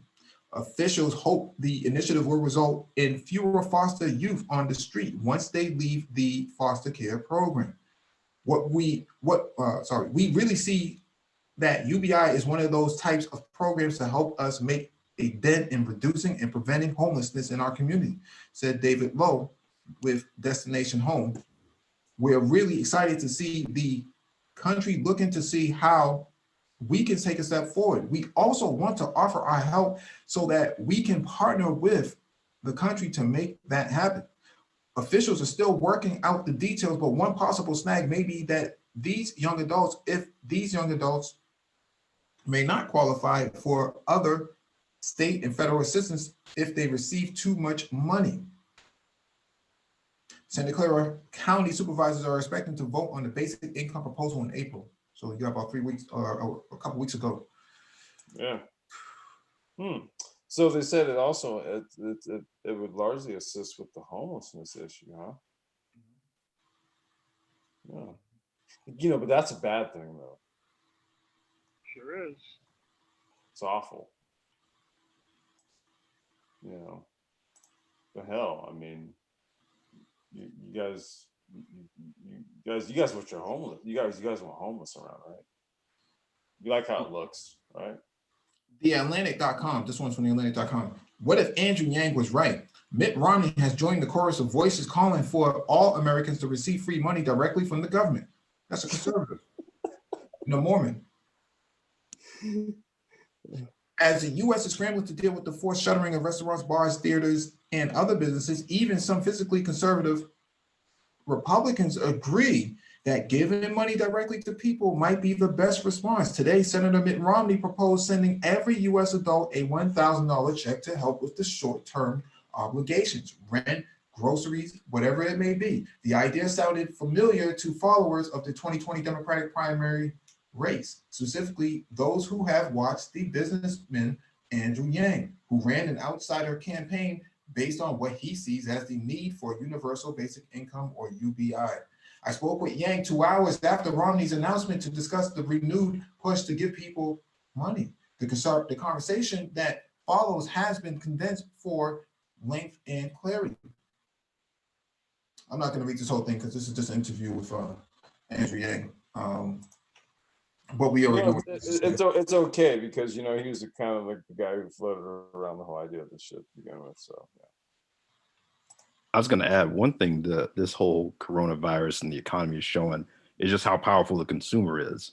That, right now, obviously consumers can't spend because they don't have the money. But, if you just didn't spend any money, the economy would just fall apart. Well, that would make you be conservative, right? Well, yeah, that's true. Yeah, fiscally conservative. Yeah, but I had suggested this silly notion. This crazy idea. I know. Wait for it. Okay. I suggested the notion or the idea that having the bottom fall out of the fucking country is not a good thing. Mm-hmm. Okay. I actually dared to suggest such a thing. And I kind of got pushed back for it. I said, look, one easy way that is doable is to provide people with about $1,000 a month. And if they've got a kid, give the kid a stipend of about $500. And you know what? Guess what happens? You keep shit going. You keep your local economies going. Tax revenues are flowing. People are employed. You can kind of keep shit going. Yeah. But that was kind of like that was. Go ahead, MOT. But you have to realize why they wanted the crash in the first place. They wanted to crash to bring the women back to the table. It wasn't about teaching anybody any type of lesson. Putting them back in their place, so to speak. Yeah. Well, the table was supposed to, it was supposed to be, it was supposed to have something on it. I'm not sure what was on it though. I guess masculinity or patriarchy or something like that was on the table. Yeah. You all did see that Nikki Haley resigned from her board position on Boeing, saying she was against the bailout for Boeing. Yeah. Oh, yeah. All of these politicians on board. No. They kicked her ass off the board. There is no resigning from a board. It's just free money. Yeah. Yeah, that is true, though. That's so true. What do you mean you resigned? Okay. Yeah. Well, all of these politicians are on the board of something, especially these private school institutions, the DeVries and all that, who ripped a lot of people off. And now that those schools are closed, those people who are on the board made off like rats in the cheese factory. Man, if you're on a board, you meet probably 6-7 times a year, maybe a day, a month. Via Skype or Zoom. Yep. Come on, dude. Telephone. Yeah. Probably on StreamYards. Yeah. This last one's from fastcompany.com. We covered this last year. If you go back to our economics in July. Oh, Mike, you're going here. You're really going here. How a basic income could deliver reparations for people of color. Uh-oh. In June, the Atlantic writer Ta-Nehisi Coates testified before Congress in support of H.R. 40, a bill that would establish a commission to study reparations, repayment for the wrongs inflicted on people of color in the U.S. through slavery and decades of racial bias and segregation. This was 5 years after Coates published his blockbuster article, The Case for Reparations, which cracked open the dialogue around the need to thoughtfully and deliberately compensate for ways in which Black people in America have been systematically disadvantaged. At the same time, this conversation was evolving. Another idea, basic income, was gaining momentum. The concept of a basic income revolves around giving Americans living below a certain income threshold a flat payment to supplement their earnings and lift them out of poverty. Because more than 1 in 5 Black people live in poverty, 2.5 times the rate of white people who do, politicians who are now advocating for basic income-like policies say that what they are proposing is a step forward in racial justice. But could it go further? Could a basic income designed deliberately be a way to deliver reparations to people who have faced historic disadvantages in the U.S. economy? In a newspaper for the progressive think tank Roosevelt Institute, Jehumpa proposes that a basic income program could be rolled out in a way that both boosts the incomes of people living in poverty while also intentionally closing wealth gaps that have resulted from discrimination. Jehumpa is the Vice President of Programs and Strategy at the Insight Center for Community Economic Development, a research organization dedicated to advancing economic security. In her work, she focuses on understanding why wealth disparities exist in the U.S. and how to close them. The racial wealth divide in the U.S. is profound today. The 400 richest white families in the U.S. own more wealth than all Black families and quarter of Latino families combined. Since the 1980s, Black wealth in the US has actually declined by half. Gender is the site of another extreme wealth divide. Women in general take home fewer earnings than men, but beyond that, they are often shouldered with caretaking responsibilities like child care that are not supported by the economy and consequently are a source of financial strain. Looked at through the lens of wealth, the assets one owns over what one owes. Women are particularly disadvantaged compared to men. On average, women own just 32% to every dollar owned by men. In this system, women of color are especially disadvantaged. As the idea of basic income gains popularity,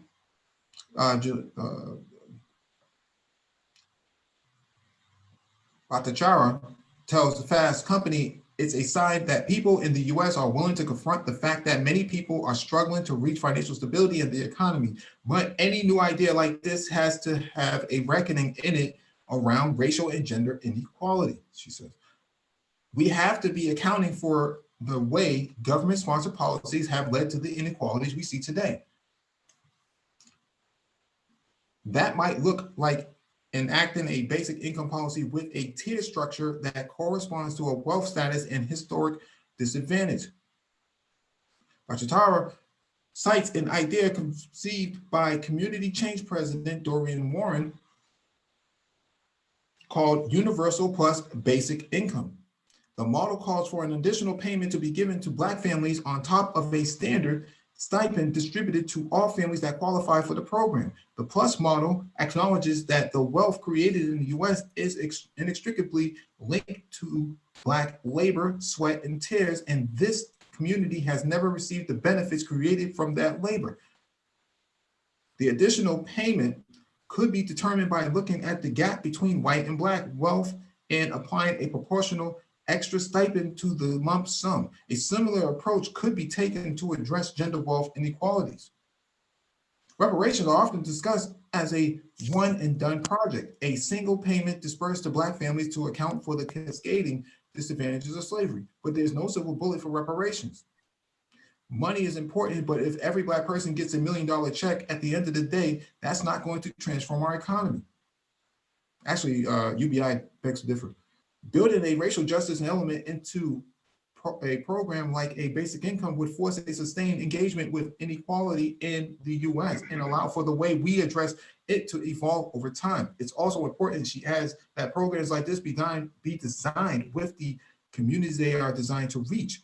How the money is distributed, whether it be an annual lump sum or monthly payments, should be a choice.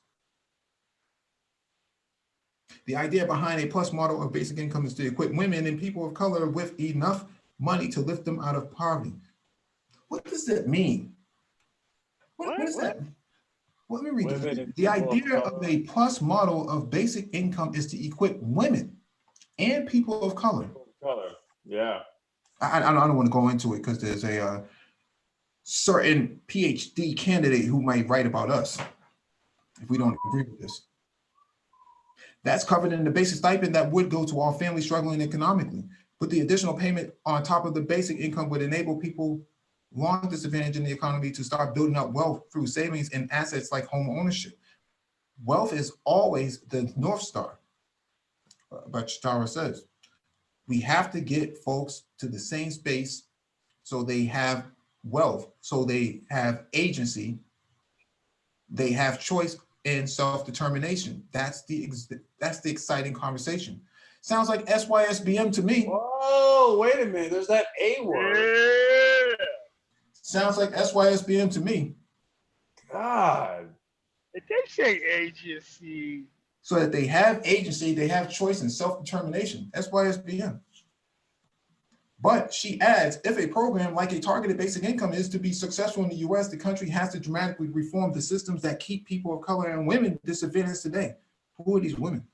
Giving single mothers additional cash resources, Macharger says, won't go too far if paid leave and supported child care remains so lacking in the US. And if the criminal justice system continues incarcerating Black and brown people at the rate it does today, which poses a significant barrier to wealth accumulation. The additional money to those communities will not make the intended difference. Putting money into people's pockets through government interventions won't mean anything if that money is taken by the government with the other hand. Interesting. Yeah, that means all these tickets and stuff in low-income areas for no reason because they can't balance their own budget, stuff like that. Mm-hmm. Yeah. Before you know it, Meghan Merkel may come in here and get a check too. Yeah. Well, it was people of color and women. So, based on how that sounds, people of color would be like men that basically fall in any other category other than white, and then women. Or other than heterosexual. Yeah. I mean, based on how that sounds, right? Because they say people of color and women. Yeah.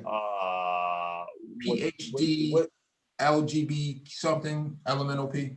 Wouldn't they also be included in the people part of color? No, they fractionalize people. They fractionalize people. That's an interesting way of doing it. Okay, I don't want to delve too far, but yeah, go ahead. Mac users and PC users, aren't they all fucking computers? How dare you? Yeah, what does that mean? Dare this. No, but I agree with this though. I do agree with the structure and the out. I agree with this, dude. Because did we cover this article before? I recall. We covered it last year. And people laughed at us and said it was a joke. Yeah. Now we've been talking about this. We've been talking about reparations and things like social equity coming in the form of UBI. We've been talking about this. Mm-hmm. I'm sorry.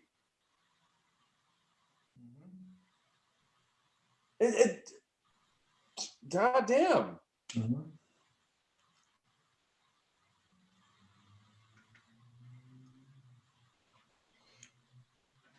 Where's Negro? Oh, Negro is away. MOT,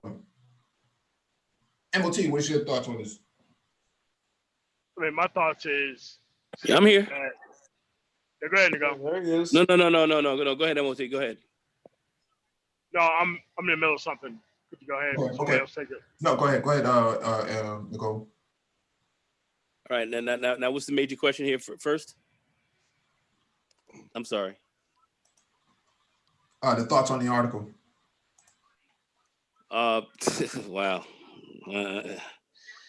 It's kind of been right up the alley of everything we've been talking about. So I think pretty much, the articles and then the reports that we were looking at has been pretty much right on time with what we've been talking about for months here. So that's all I have to say, man. I co-sign everything. Sorry. I was going to ask for one thing, and I think I know. I'm assuming you all talk about UBI. You want it as, and I think Mike had talked about it in one of the articles, you all are coming from the perspective of it being a supplement, not as a means to replace any sort of current social programs. Exactly. No, it's a slingshot. It's a catapult. Gotcha. Yeah. See, we took it a little bit further. We talked about cryptocurrencies and how that would be applied, and that cryptocurrency, the decentralization of cryptocurrencies would allow more democracy and as well as more autonomy from the very institutions that have, undermined them in the first place.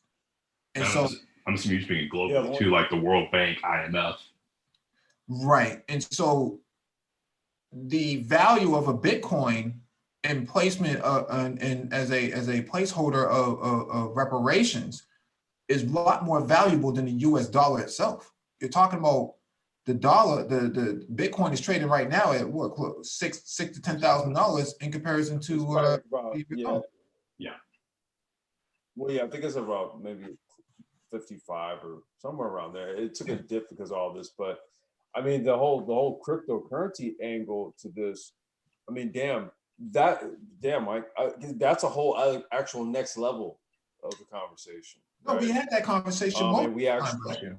I know that's the thing. I'm like, well, shit. I forgot about those. That's like a whole next level to it, because that now we start to get into a far more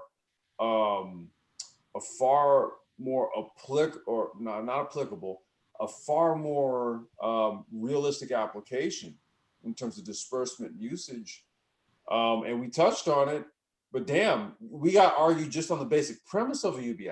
See, so we had to argue with people just on the basic premise of it. Like I said, that's just what happened today and yesterday. Let alone the cryptocurrency angle. Yeah. Digital wallets, decentralization, blockchain. People putting their ancestry on the blockchain to prove that they are American descendants of slaves. We talked about all this a year ago. People said you guys are talking foolery. Now, Mike, in the technology space, I'm assuming you're predicting as well, if you were to if you could follow through on something like this, that the cost to access technology would go down, since specifically you're talking about poor people. Because I know, like, one of the things that you hear with this coronavirus is some schools are worried about being closed because some of their lower income students don't have access to technology, internet specifically. Right, and this leads into the whole tech incubator perspective that we have been talking about for the last few years, that your libraries largely are publicly funded. Well, if they're publicly funded and they're not being properly utilized, you have to repurpose the value of the library itself. Well, why not turn these libraries in these Black neighborhoods into tech incubators, into maker spaces? Now you're talking about, instead of sending them to Silicon Valley, you're bringing the Silicon Valley to them. Yeah, that's public libraries. That's a form of compensation for reparation. Yeah. It's a compensation for disenfranchisement. They've been locked out of Silicon Valley this whole entire time. Just bring it to them. Everybody been they wanted to argue the notion of the idea of, like, whether we should get reparations or not, and cut the check and all this. And we're like, dude, you know what? There's infrastructure in place. I think what you need to do is get it to a standard where we can then springboard off of that, right? And largely create new wealth. I mean, that's why it's like, okay, you have pre-existing structure like a library. What the hell? Just turn it into like a tech library or some. It's already there. Repurpose the space, update it, make it useful, for now and in the future. I don't know, but then again, we're talking fuzzy logic here. No, I mean, look at the Russians have developed their own Silicon Valley. Let me show you an example of this and share my screen real quick.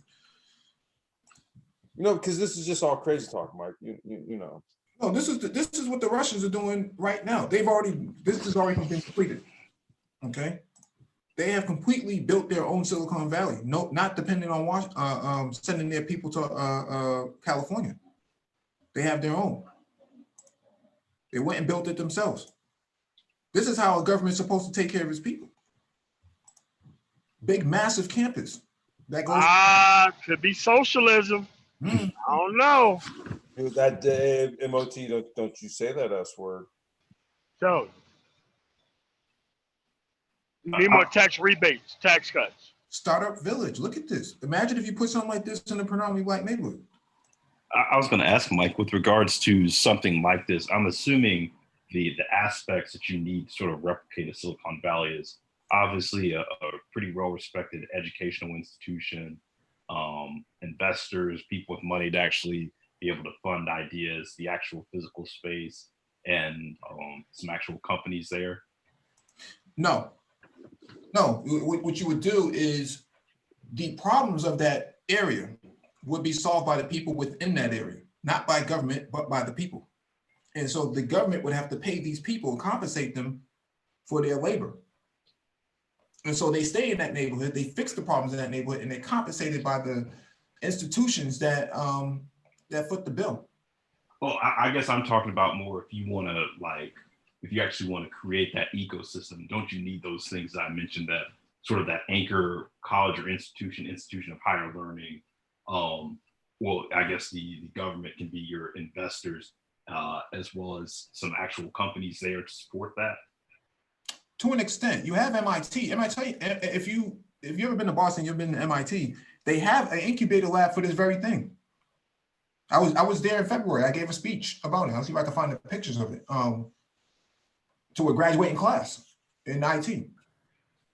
And so there is a stipulation on the table that any big, large institution that exists in proximity to a low-income environment, more importantly, Black environment, has to have a certain percentage of their space available for access by that disenfranchised demographic. Okay. All companies, all institutions have to do that. They have to abide by this. Oh, did not know that. Yep, and that's what they sign up for. That's what the tax incentives are for. Because they have to carve out a space for that very reason. And the space is usually about anywhere between 2,000 to maybe 10,000 square feet. And so most companies are not just going to up and leave like that, because once they cement themselves into the ground, that's pretty much where they're going to be at for quite some time. Point that I'm making here is that the public dollars that actually fund libraries and other institutions and fire departments and police departments and so on and so forth, EMTs, the money is there on the books. We just saw in Massachusetts that state police officers were raking in millions of dollars a year in overtime. Yeah. Budgeted. How is this possible that a police officer can bring in $1 million? Wow. That's crazy. It wasn't just one or two people, man. It was probably hundreds of them. Well, I was going to say, it probably wasn't just police. I mean, I know probably prison guards. Well, no. In this particular case, it's the police. They do the detail at the airports.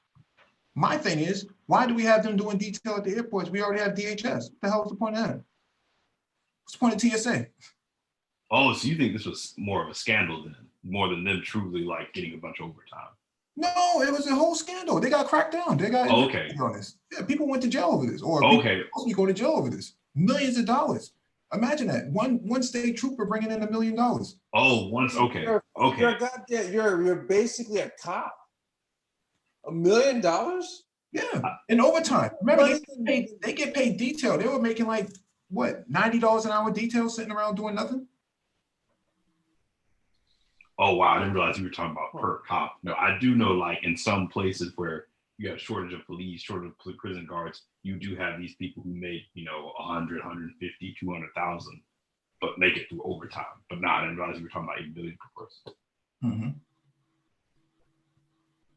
Yeah, so that's what I'm saying is the money is there. The money is there. They have the money for the playgrounds. The playgrounds are paid for by public dollars.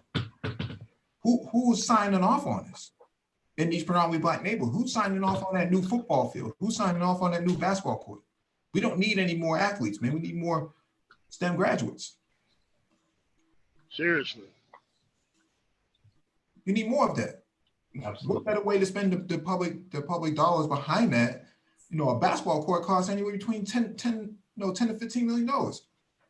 Man, if you come to the South and you start seeing some of these high schools and some of the football fields that they built there. Oh my God. Yeah, it is for a high school team. Yeah. Probably better than most, like a lot of probably Division I schools, smaller ones. Yeah. Go down to Mississippi or Ole Miss or whatever you want to call it, man, and they immaculate, major league football fields, but the rest of the town is crap. Yep. Yeah. MOT, you know all about that. Oh yeah. Right, and these same people will tell you that's a cockamamie scheme. We don't need no STEM. Somebody said, we need more We don't need no sticky STEM. Yeah, we don't need that. We don't. So, what's the point of space exploration? Space, there's no such thing as space. Okay, that's what's being talked about in the manosphere. There's no such thing as space.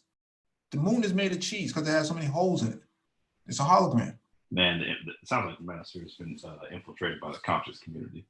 And then you have it in the chat. Jay Green says Allen Football Stadium was $60 million. Who writes off on this, man? Dude, we can't get a maker lab for $250,000. It's unbelievable, man. You know what you could do with? I'm not even asking for $1 million. I'm not even asking for $1 million. Give me $250,000. You know what we can do with $250,000, Mike? No, you need a lot more than that because you got to pay you got to pay for like all types of tools and stuff like that. But the point that I'm making here is that imagine a facility the size of a football stadium used as a STEM incubator. Dude, I'm literally talking about the type of labs that I could build into something the size of my garage for $250,000. I could build some shit out of here. My whole point is that it doesn't even take that much to build a complete lab. Dude, $60 million for a football. This is a high school football stadium? Unbelievable. Oh yeah. I was gonna say in my home state, the two highest paid public officials are both the college football coaches for Auburn, Alabama. So oh my God, man. Yeah. Oh my God. Millions a year.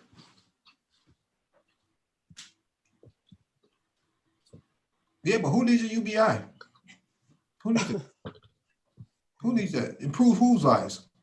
You need a UBI. You need a UBI. You need a... Now, according to these people, the conservatives, they're against UBI. But it's been proven that UBI actually increases families, increases quality of life. How can you be pro-life and not be UBI? Well, wait a minute, Mike. That's not the type of data we're supposed to be compiling. We're supposed to be compiling body bag data. Right? How many people are supposed to perish from this coronavirus thing, right? We're not supposed to be talking about positive effects of something like what a UBI would have, especially at a time like this. No. We're not supposed to be talking about that shit. I mean, nominated. Yo, what's going on, everybody? What to do? What up? You a nominated producer? I got the data. No. Now, while I'm listening to everything that you guys are talking about, it's really, for me, right? It's really like bringing the understanding of like how serious Pan-Africanism is. You know what I mean? Especially like when I listen to the stuff that Mike talks about, and I brought up this other brother, Phil, from the African Diaspora News Network. He always talks about having an Africa plan, right? And but what's crazy is that like I'm listening to what you're saying, and when you're talking about having like tech incubators and that stuff in the hood, and why don't they just do that as opposed to all these basketball courts? And it's just clear, man, like they don't give a fuck about us. That's why. You know what I mean? They're just not going to do it. It doesn't They get know voted on. they know what they need to do. They're just not gonna do it. I've been reading this really good book. I forgot what the brother's name is, or at least I can't pronounce it. It's like Ibram X or something like that. But the book is called Stamped from the Beginning. You know, and some of you probably heard of it. Yeah. And it's just what's interesting about that book is that when you read it, you start to learn just how deep like anti-blackness actually runs. You know what I mean? Since like the 1400s through literature. So if like bro says on the other channel that I reference to, like it's like you gotta have your Africa plan, man. You gotta skill up in tech, and like you always talk about when you. Where'd he go? What happened to him?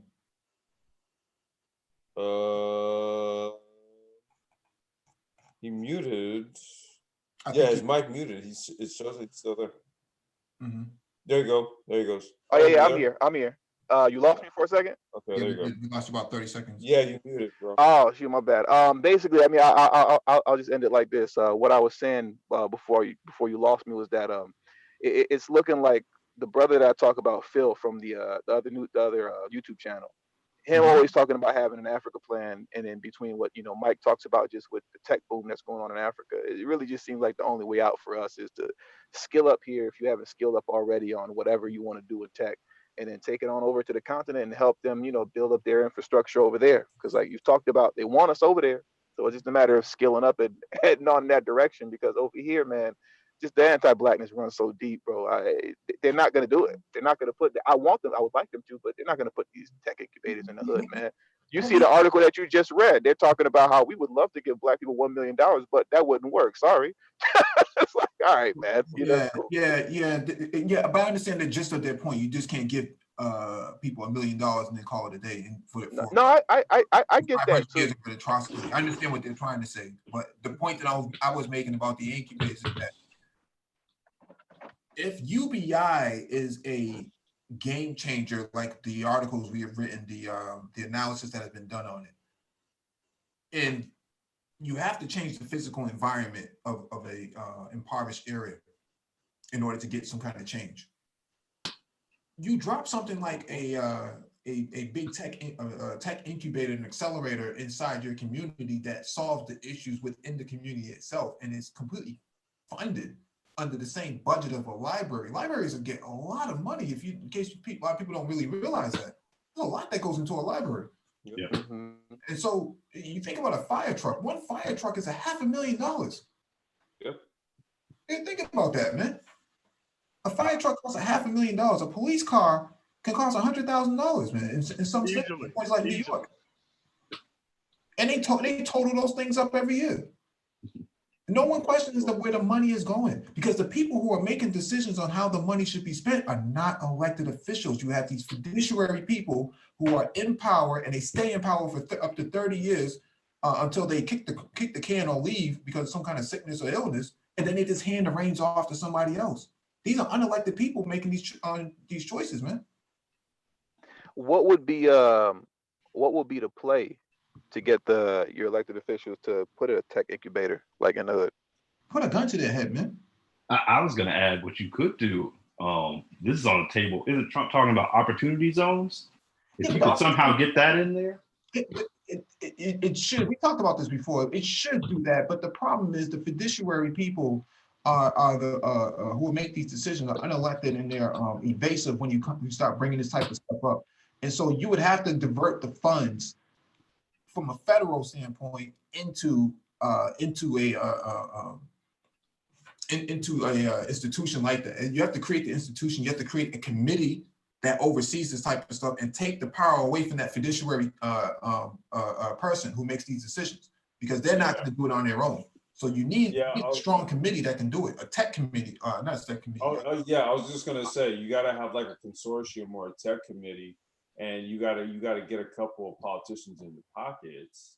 Could you do it through?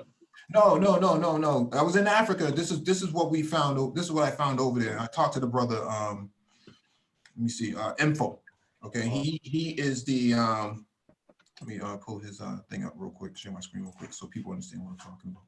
There's people trying to get into the panel. Can you advance them in? Really? Let me see here. I was going to add real quickly, Mike, could you do nonprofits? Like literally you set up a committee, like you're saying, set up a nonprofit and almost go get grants. No, yeah, yeah, that works to an extent. That's one alternative. But this brother right here is the lead of the Council of Fourth Industrialization for the South African government. So it's an actual body within the South African government of the ANC. Okay, Fourth Industrialization Committee. It's the president of the presidency of the South African government. He and many others oversee the fourth industrialization of the country itself and what kind of institutions and processes need to be put in place for South Africans to get into and advance in fourth industrialization. They have something called an MLab, which is what they're equivalent to what I was referring to, a tech laboratory for minorities. Okay, they built it already. This is what these guys oversee over there. They designed it from the ground up to be exactly what it is. It's a tech incubator. And they have about several dozen. I think they have about several of them already in place.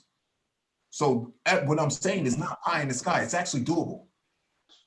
So is that something that they're doing over there, independent of government or divorced from government? If you get what I'm saying? They're a cabinet within the government itself. They're kind of like yeah, it's a government. It's kind of like the Department of Transportation, but for tech. Okay. Right. There's people in governments understand. Huh? No, I was just saying, did we advance people? But yeah, that's what this brother does. He's very well spoken, very knowledgeable, understands the future. These are African futurists. That's how they see the future of Africa. They're technocrats. That the whole entire continent is being overrun by technocrats. You know, future Pan-Africans. They're technocrats now. Did you all just focus on mainly? They're not concerned with. Go ahead. I'm sorry. No, I was just going to ask Mike. Did you mainly focus on just IT, or did they bring up like robotics and everything, like 3D printing, AI? That's what the whole entire event was based on, blockchain. But the focus of the laboratory is called MLab. Let's see if I can bring it up. MLab.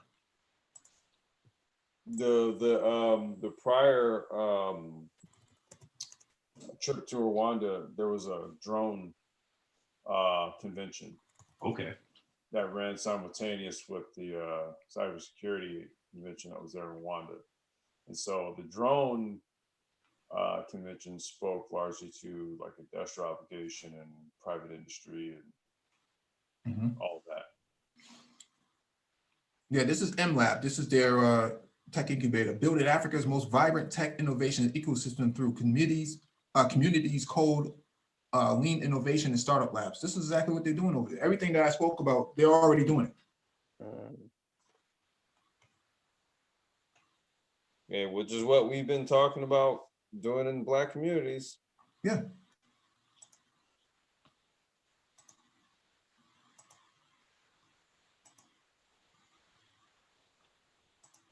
What's going to happen with all the women in the coronavirus? Yeah, global impact accelerators. They're doing some butter-laid stuff over there, contrary to what a lot of people want to think. According to the entertainment Pan-African people. Oh, yeah. Yeah. I mean, because they're not about progress anyway. They're about presenting a BS narrative that they think people can't go check out. So looks pretty butter-laid in there. Is that electricity? Yeah, they can do that from mud huts and sandals. Yeah, most facilities have either some kind of renewable energy on the roof or backup generators and stuff like that. So they're never really out of service like that. When I was there, I think there was 4 blackouts that lasted less than 10 seconds. So what do you think it'll actually take for this to finally happen, like here? I mean, does the U.S. just have to fall drastically behind, like in technology, to the rest of the world? for them to finally Well, say, let's do it? You just had Andrew Yang and Mark Zuckerberg tell President Trump, if you don't do something, you're going to get left behind. There is no, you can't fight, you can't kill your way out of this. It's not going to work. You can't drop more bombs. It's not going to work. No, you can't.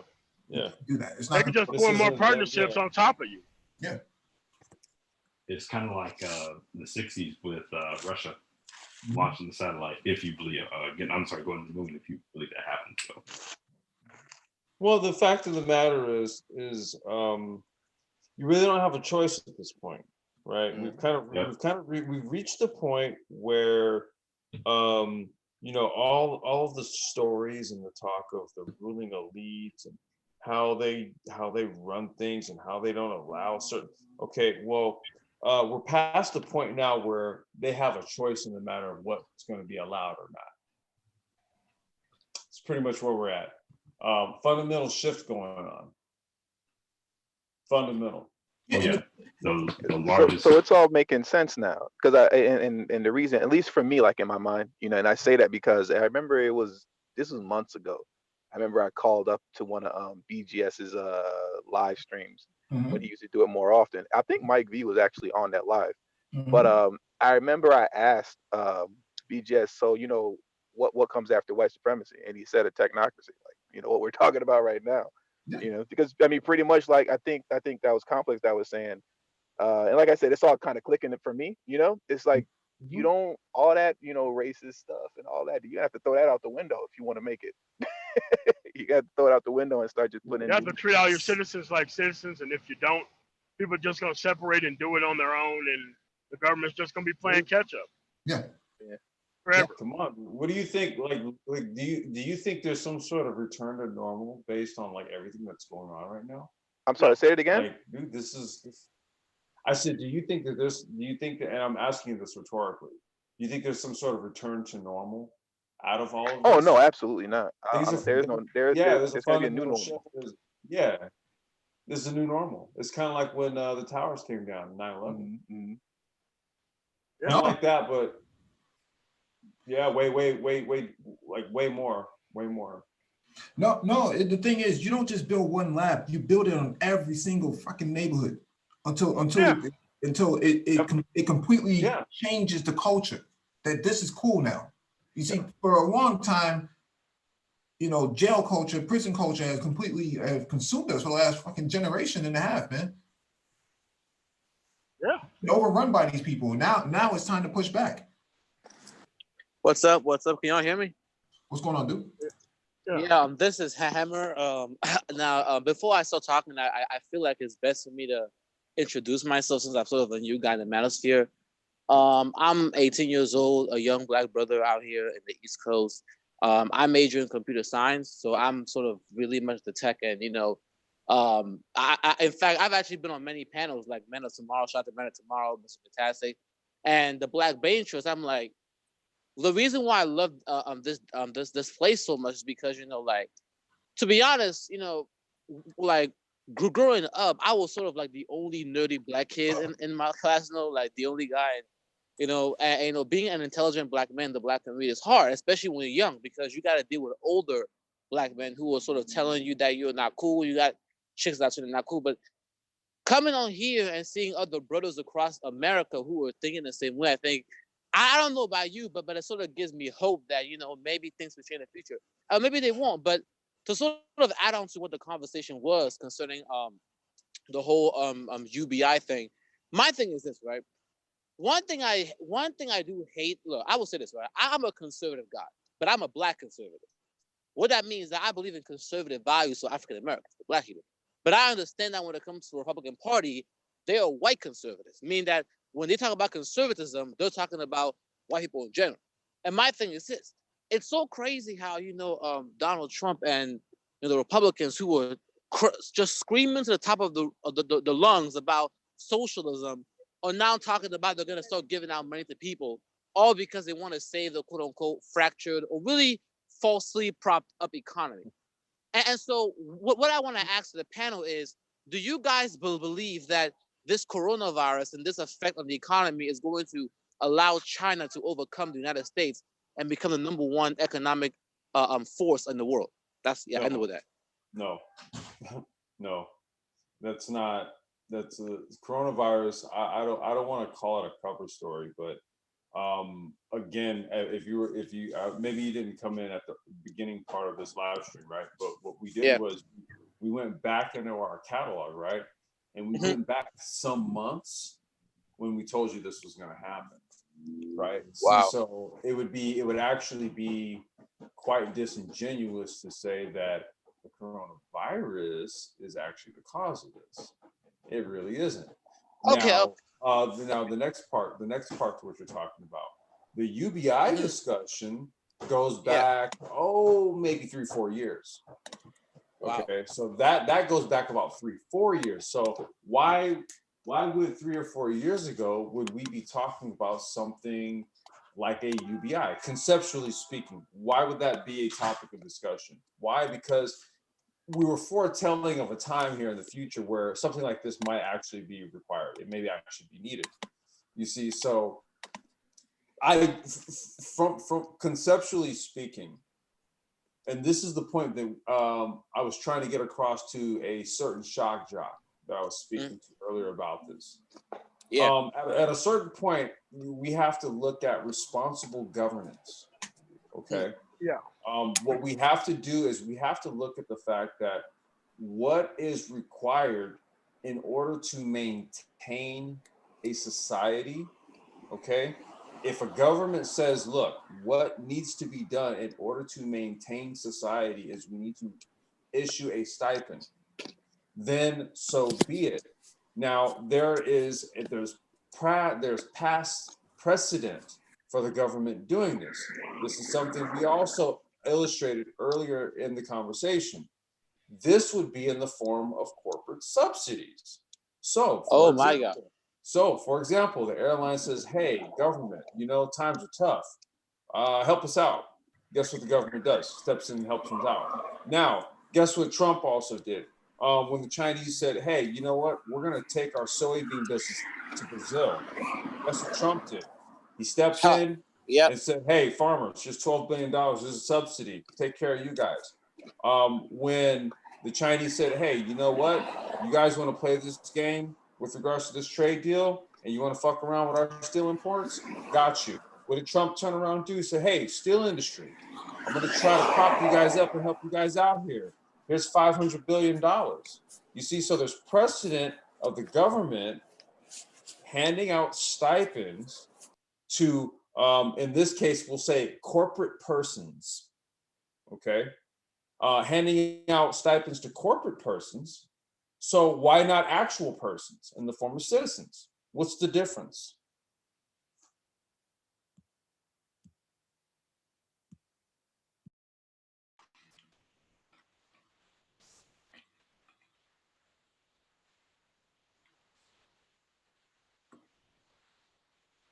You guys still there? Oh, okay, I'm here. I don't know what happened. I'll say the difference is that if you give it to people, it's socialism. Well, I know, but there's a concept also called corporate socialism. I mean, the only thing we're doing is we're putting one word in front of the word socialism. Truth be told, if you give it to Black people, that's when it's an issue. Black people are the only people who are shamed for government money. Well, because their purpose in society is to be the underclass. You're not supposed to receive anything. You're always supposed to be poor. What's the point in being white if you can't be privileged? Or you can't have privilege over the others? What's the point in that? The whole purpose of the social construct is to be privileged if you're white. And if you're Black, it's to be underprivileged. So giving them any sort of subsidies means that you are deviating from the narrative. Yeah, but Mike, to add on to what you're saying, look, let's be honest here. I understand what you're saying in terms of, African Americans in America are meant to be the underclass, and that's 100% true. But we also have to understand this, and I hate to do this, but I have to go here. At the end of the day, when you talk about the civil rights movement, we talk about all the things that Black men have sort of won during that fight, and how a lot of Black women sort of, broke away to the feminist movement. What you guys don't understand is a lot of those feminist policies, for example, affirmative action, something that was specifically meant to help Black men get jobs. What did it do? White women ended up using Black women to sort of jump on the feminist wagon and ended up taking all those jobs, and white women ended up becoming what? The number one beneficiaries of feminism. Of feminine action. So essentially what I'm saying is there was a time where black men were able to fight to get their share. But once again, we don't want to talk about the whole idea of how, quote unquote, your woman sort of betrayed you, and now you're in a situation where you're all right now. That's why when we talk about reparations, they always No, I was gonna say, Go for it, bro. Here's the thing. I think, see, what we strive to do here is to not conflate issues, right? So let's because the basis of what our discussion here is about is UBI. Okay, UBI is a national imperative. Again, there was a shock jock I was speaking to earlier, and he had a fixation on a particular demographic of the populace. I'm not really sure. Well, I know what his fixation is about. However, I get it. Yeah, but look, the point here is that it's really not applicable in terms of a national mandate. See, so if the national mandate says every adult person, and so that's going to be that denotes a certain cutoff in terms of age, right? So from a certain age onward, that does not denote any sort of gender or race. But follow me here. It's adults, and then if those adults have children, jeez, okay. And if those adults have children, and then children are going to be of a certain age bracket, and there's no delineation or denotation of gender. Understand this. You see, so if that's what the policy stipulates, why are we bringing that up?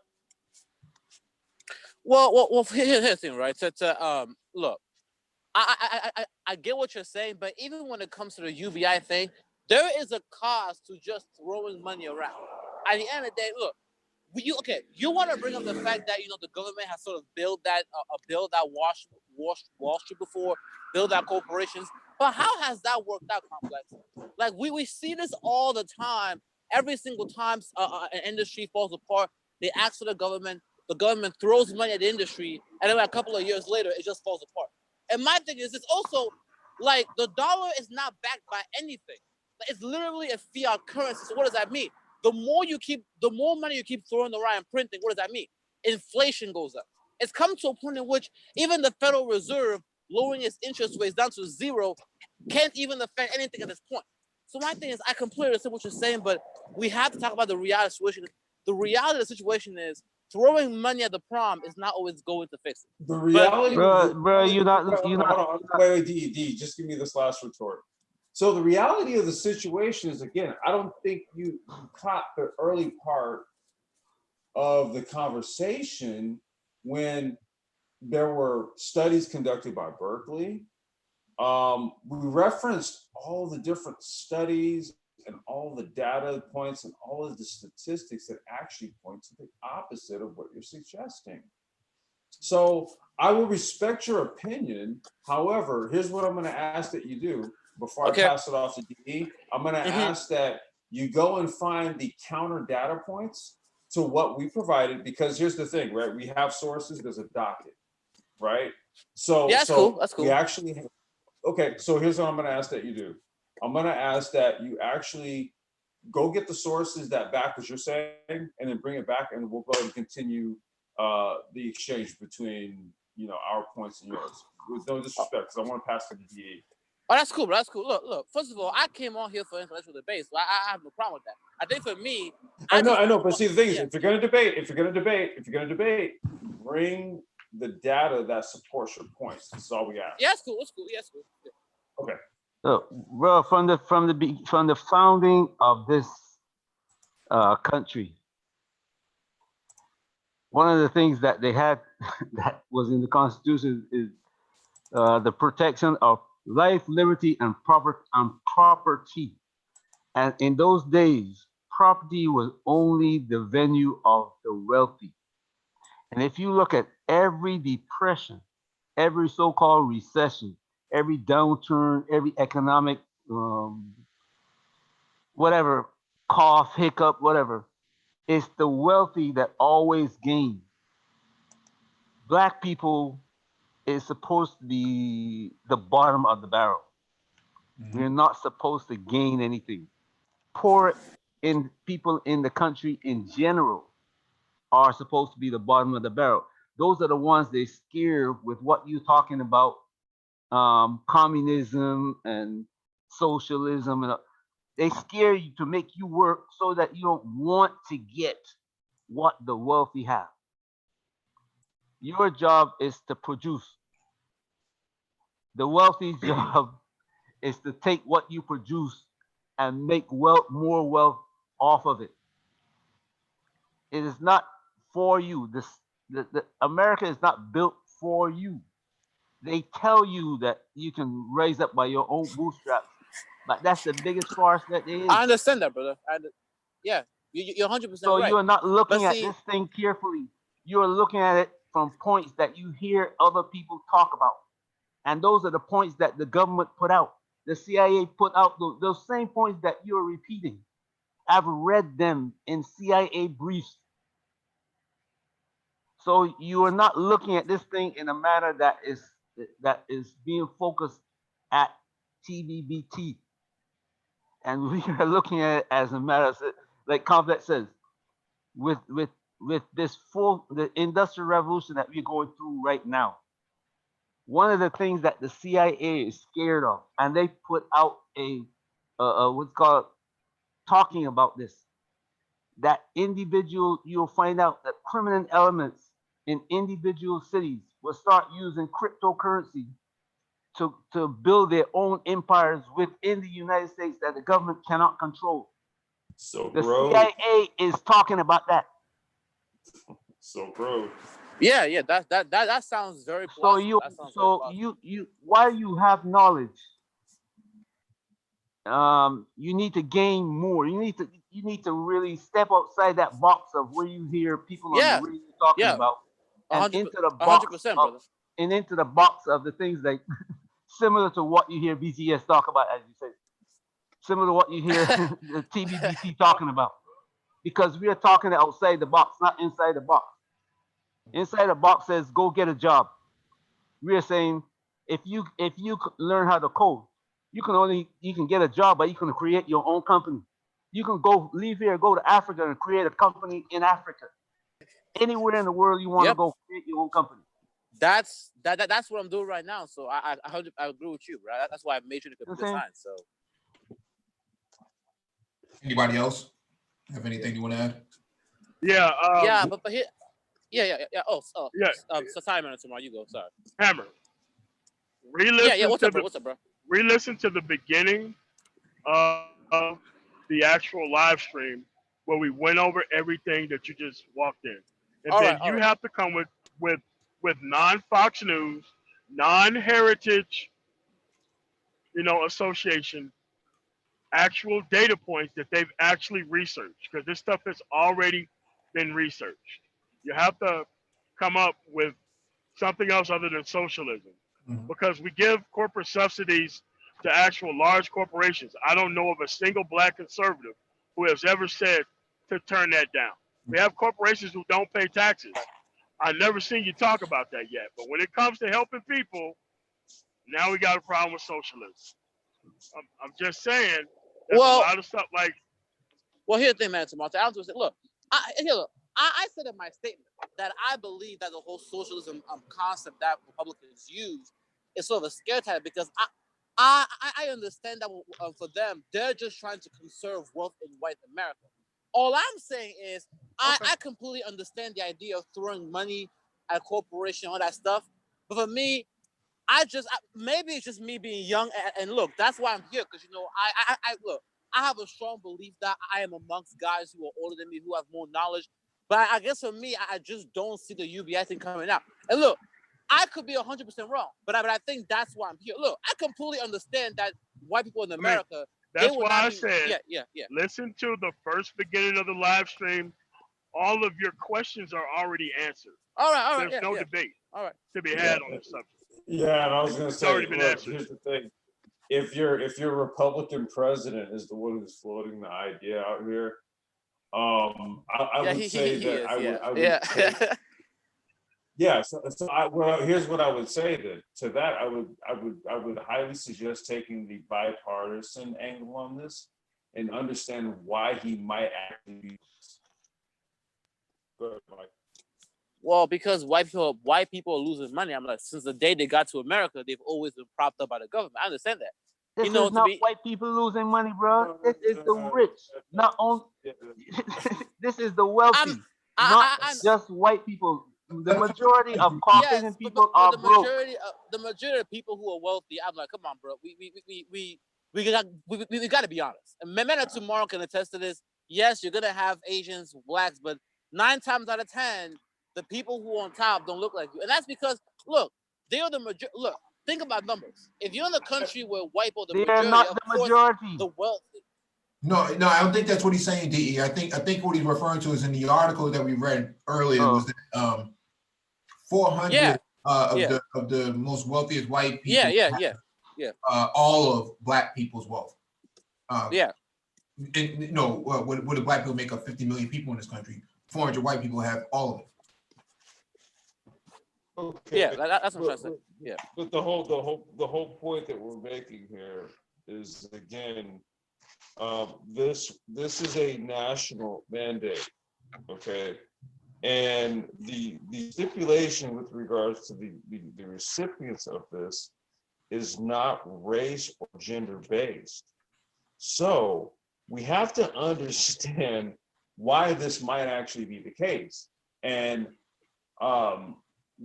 what I'm asking you to do is to actually raise your level of thought in terms of how you view this. Because again, if you look at what the stipulations for the UBI as far as what's being proposed, it does not stipulate race or gender.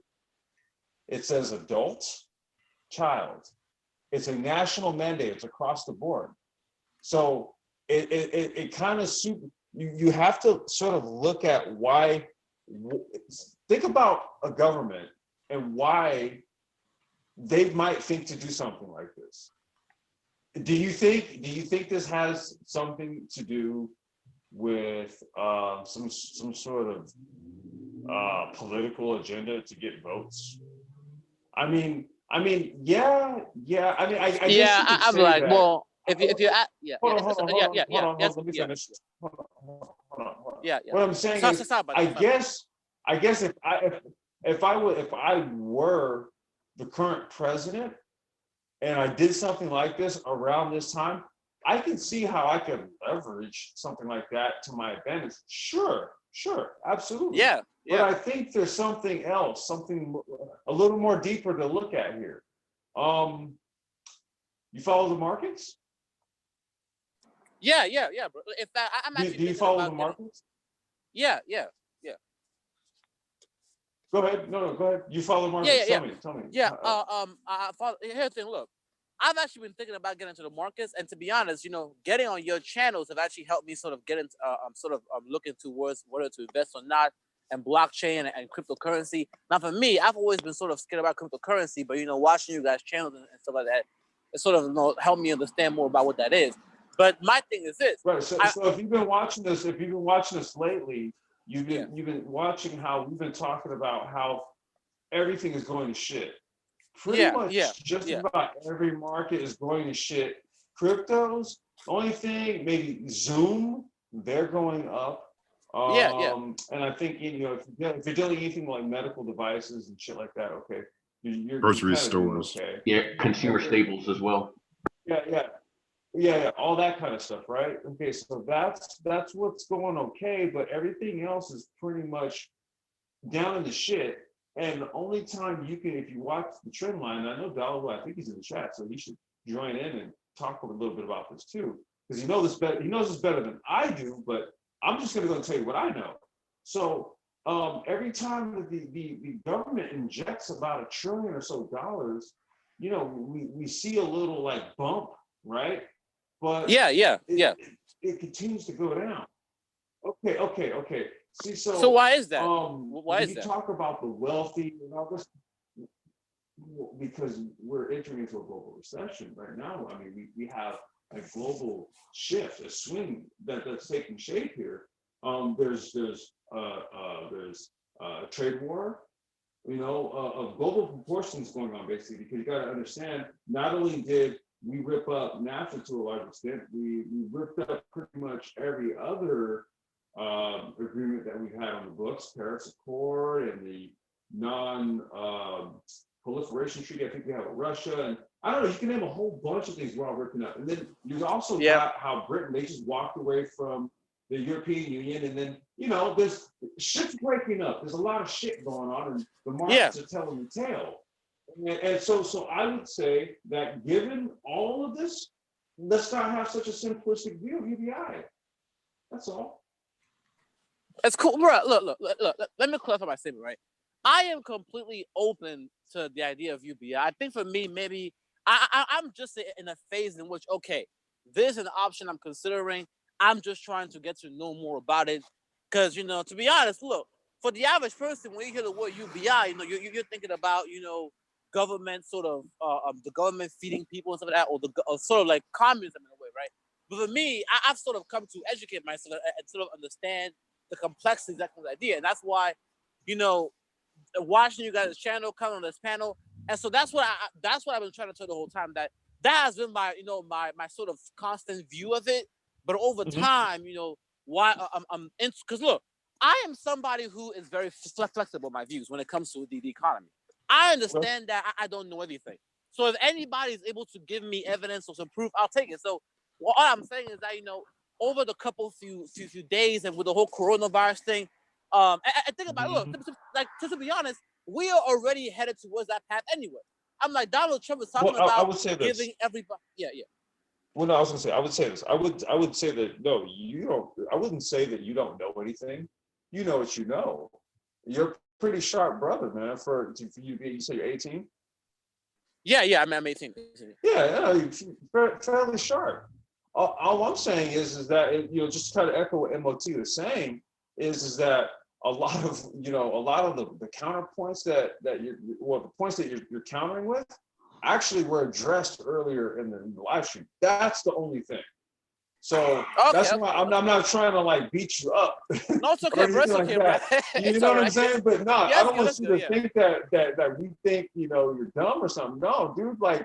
I don't know if any other 18-year-olds come up on this panel, to be honest with you. So I mean, respects to you, bro. Real shit. Let me say something. Yeah. What's up, bro? In regards to UBI, if you see what's happening in regards to what this crisis, quote unquote, is bringing up, is that companies are sending workers home. The U.S. had a plan to kind of use attrition to get rid of the jobs. But now this thing has forced people into a position where they're either out of work or working from home.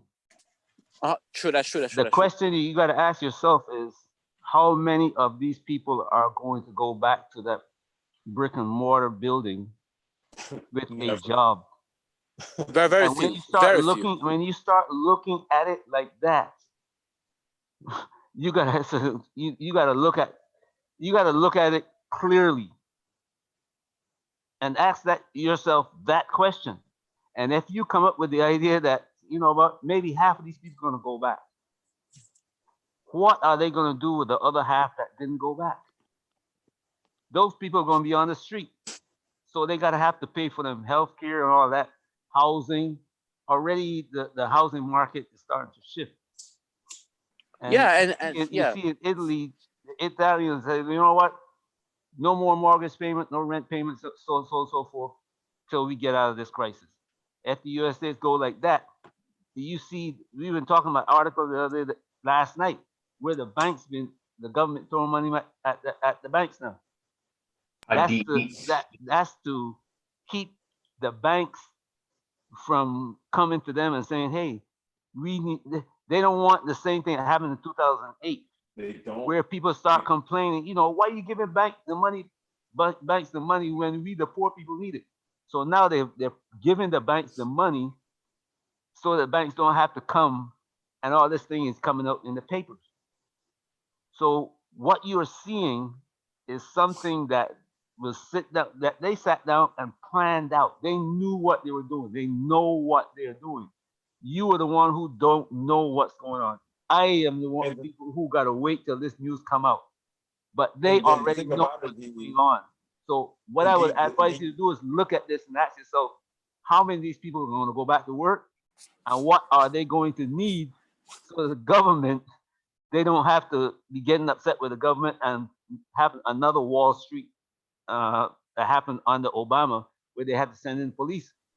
But okay, I was gonna say, dude, he was only what, 6, 7, 8 years old. You know? Yeah, probably. Well, that's why I suggested that he look at the question in that manner. You know what I'm saying? So that he'll look at it in a different direction to where the people, he listened to people on the radio and on YouTube or whatever the case might be. And he's getting one story. I lost my fucking crib over that shit, man. Jeez. Yeah, hey, yo, real quick, DE, could you repeat where you got that that information from, where you were talking about how the government is scared of the cryptocurrency and people forming like their own empires like within certain cities? Like how would I go about finding that? As a matter of fact, oh shoot, I forgot. Well, shit, they shut down Facebook. Are you serious? Yeah, dude. Wow. There was I got it from a business forum, and there is the same business forum sent me to a video, and I can't remember the video. I can't remember saving it or where I saved it. Okay. But there's a video on YouTube about that. Okay, I'll figure it. I'll look it up. Yeah, they stopped Facebook from trying to launch the Libra. Facebook what? I said they stopped Facebook from trying to launch the Libra. Yeah. Oh yeah, that currency, yeah. Yeah, Lionel covered it extensively. Oh yeah. If Facebook had got into that, Facebook will control the world currency. Think about it. Yeah, they think about it. World Facebook currency, has like they have 2 billion users. Yep. You know, think about it. They have their own marketplace. Everybody. Mark Zuckerberg's taking over the world. I mean, that's why the fucking government stepped in and stopped it. Yeah. So there's one example right there.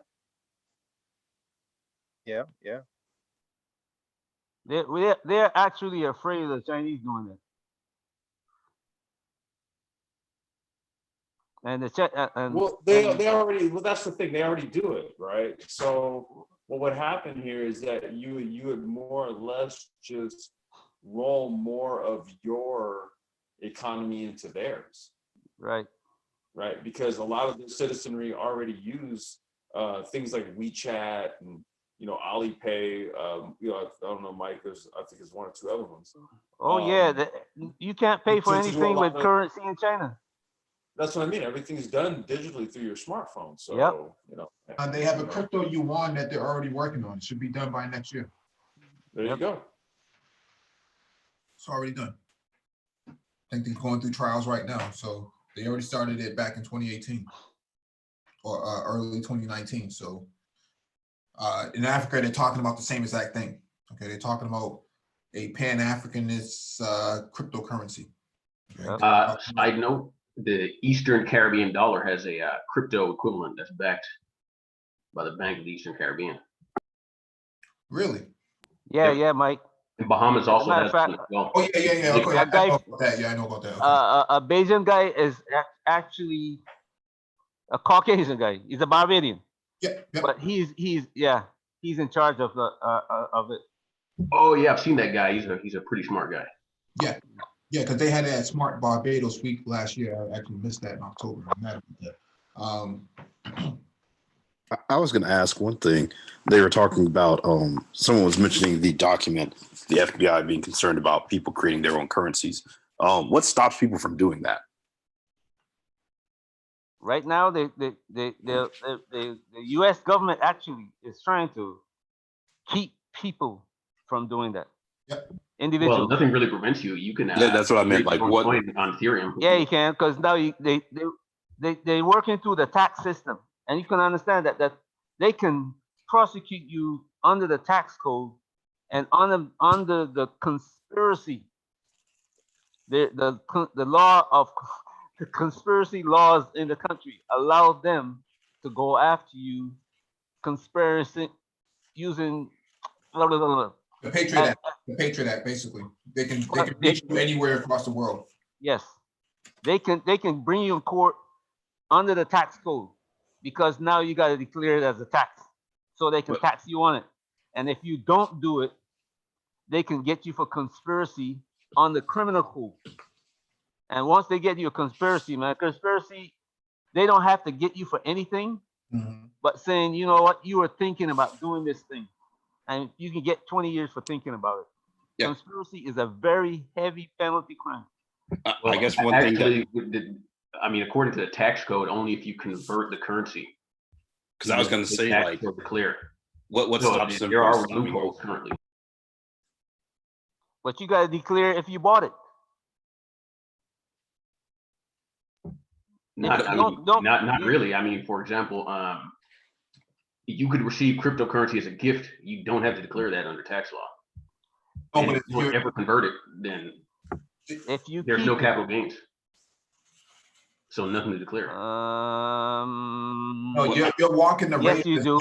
You're walking the razor's edge on this now. Yes, you do, because it's almost like owning a stock. Every year, Fidelity sends me say my stock was, the value of my stock was 20,000 in 2018, and end of 2019, if my stock goes up to 50,000, I don't have to pay the taxes on it unless I sell the stock, but I still have to declare it. I still have to tell them, because the IRS, Fidelity sends the information to the IRS. The IRS asks me for the information, and I have to tell them. If I come up with a number that's different to Fidelity sent to them, they're going to be coming after me. But are they asking for that right now concerning cryptocurrency? I just did my they started doing that. Hell yes, yeah. Hell yes, they are. Yep. I just did my taxes, and they're asking for it, bro. Yeah, when you do your taxes, you have to declare your cryptos. Yep. Yeah, we did a whole live stream on that last year. We did. You don't declare how much money you have in the bank when you do taxes. You declare the interest. Right, the interest. Yeah, so. Well, your interest tells them how much you got. Your interest tells them how much you got. No, but if you have a zero bearing interest account, you don't have to declare anything. You see what I'm saying? Right. I understand what you're saying. Yeah, but the thing he's saying is that you're walking the razor's edge. Yeah. Trying to play that with the IRS and the. Oh, you're right. You have to have some good lawyers to do this. Yeah, and it's not if for Black people, that's not really a worthy endeavor to go down. It's not worth it at that point. But we were talking about reparations of cryptocurrencies because of that very thing, right? The fluctuation of the volatility of cryptocurrencies, or even would actually stabilize it with reparations through a UBI. So UBI is just a mechanism. The blockchain is actually an enabler, and the cryptocurrency would be the recipient form of payment. And so there's ways to going about this that can actually be to come out with a very positive outcome. But many people don't want to have that conversation. Well, it's understandable. I mean, if you're a government agency, I can see this being very scary. Yeah. Well, the United States government is a lot more afraid of China going with the crypto yuan than the average Black person on YouTube. With a few shekels. That's why the Libra from Facebook was even announced in the first place. And then when it got shot down, and the Chinese stepped their game up, they really accelerated. Now the U.S. is playing catch up big time. Even the Russians have a crypto ruble that's coming. Yep, it's already coming. The Iranians have a crypto coming as well. That's based off of the I think the Ethereum platform. If the Africans build their own, then you're gonna have a real because the African is going to lean towards the person who gives them the best deal. Right now, the Chinese are doing their best deal, and the Russians are coming after them. The Europeans are getting pushed back, and Americans is trying hard to get into Africa. So you're going to have the Africans if they build their own crypto. You got the Chinese who is already far ahead, and the Russians who are catching up. And America is, where is America? I think that's going to be something that comes out of the AU, though. The what? The AU, the African Union. What about? They have to. Say that again to you? Yeah, they have to. No, I don't say. Well, I shouldn't say they have to. They should. If they're going to meet their goal of 2035, Mike, and 2063, 2053. Or Go ahead. If they're going to meet their goals, they're going to have to go crypto. And a lot of people in Africa are actually moving in that direction anyway.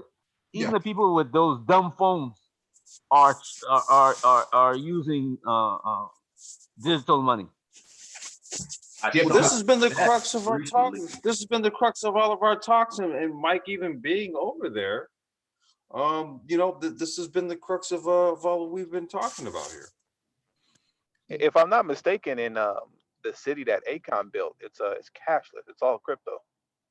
Yeah, but most of the continent is moving in that direction. When I was over there, I saw very few people paying with cash. A lot of millennials. There's a lot of millennials over there. I would say 80% of the people that I was around were millennials. And they weren't using cash. They were using their phones. They were paying with Apple Pay and all these other forms of payment. They weren't working around with cash like that.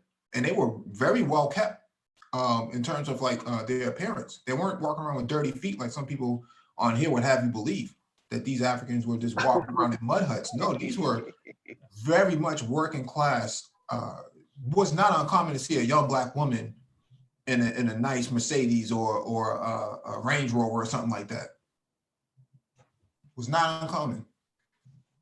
And she looked good too. It wasn't no with flies around her face, like feed the children. Feed the children. It was nothing like that. Okay. Yeah. What have you believe that Africans are backwards in their way of thinking? They are not. No, they're already moving in that direction. So the conversation that was being had over there, what's going to happen in 2030? They're predicted now that there will be no more paper money, that they will just move to a completely digital currency. And they're working on that right now. Any ideas what the platform for that currency will be? They did not go into detail about that, but they're talking about taking the minerals out of South Africa and putting it on the blockchain, and actually to account for the value of those minerals, and then using the cryptocurrency to actually pay for it. So whoever nation state, they'll basically operate kind of like a vendor, basically a vendor. So basically, they'll basically commodify it on the blockchain. I was listening to a show the other day where actually DRC was looking at going in that same direction. Yeah. So they can have more control over the mineral rights in their country. Yeah, IBM is helping with that. IBM is a big player over in DRC, helping them with that. So right. So if DRC and South Africa, which are right now Nigeria is wealthy, supposedly the leading wealthy nation in Africa.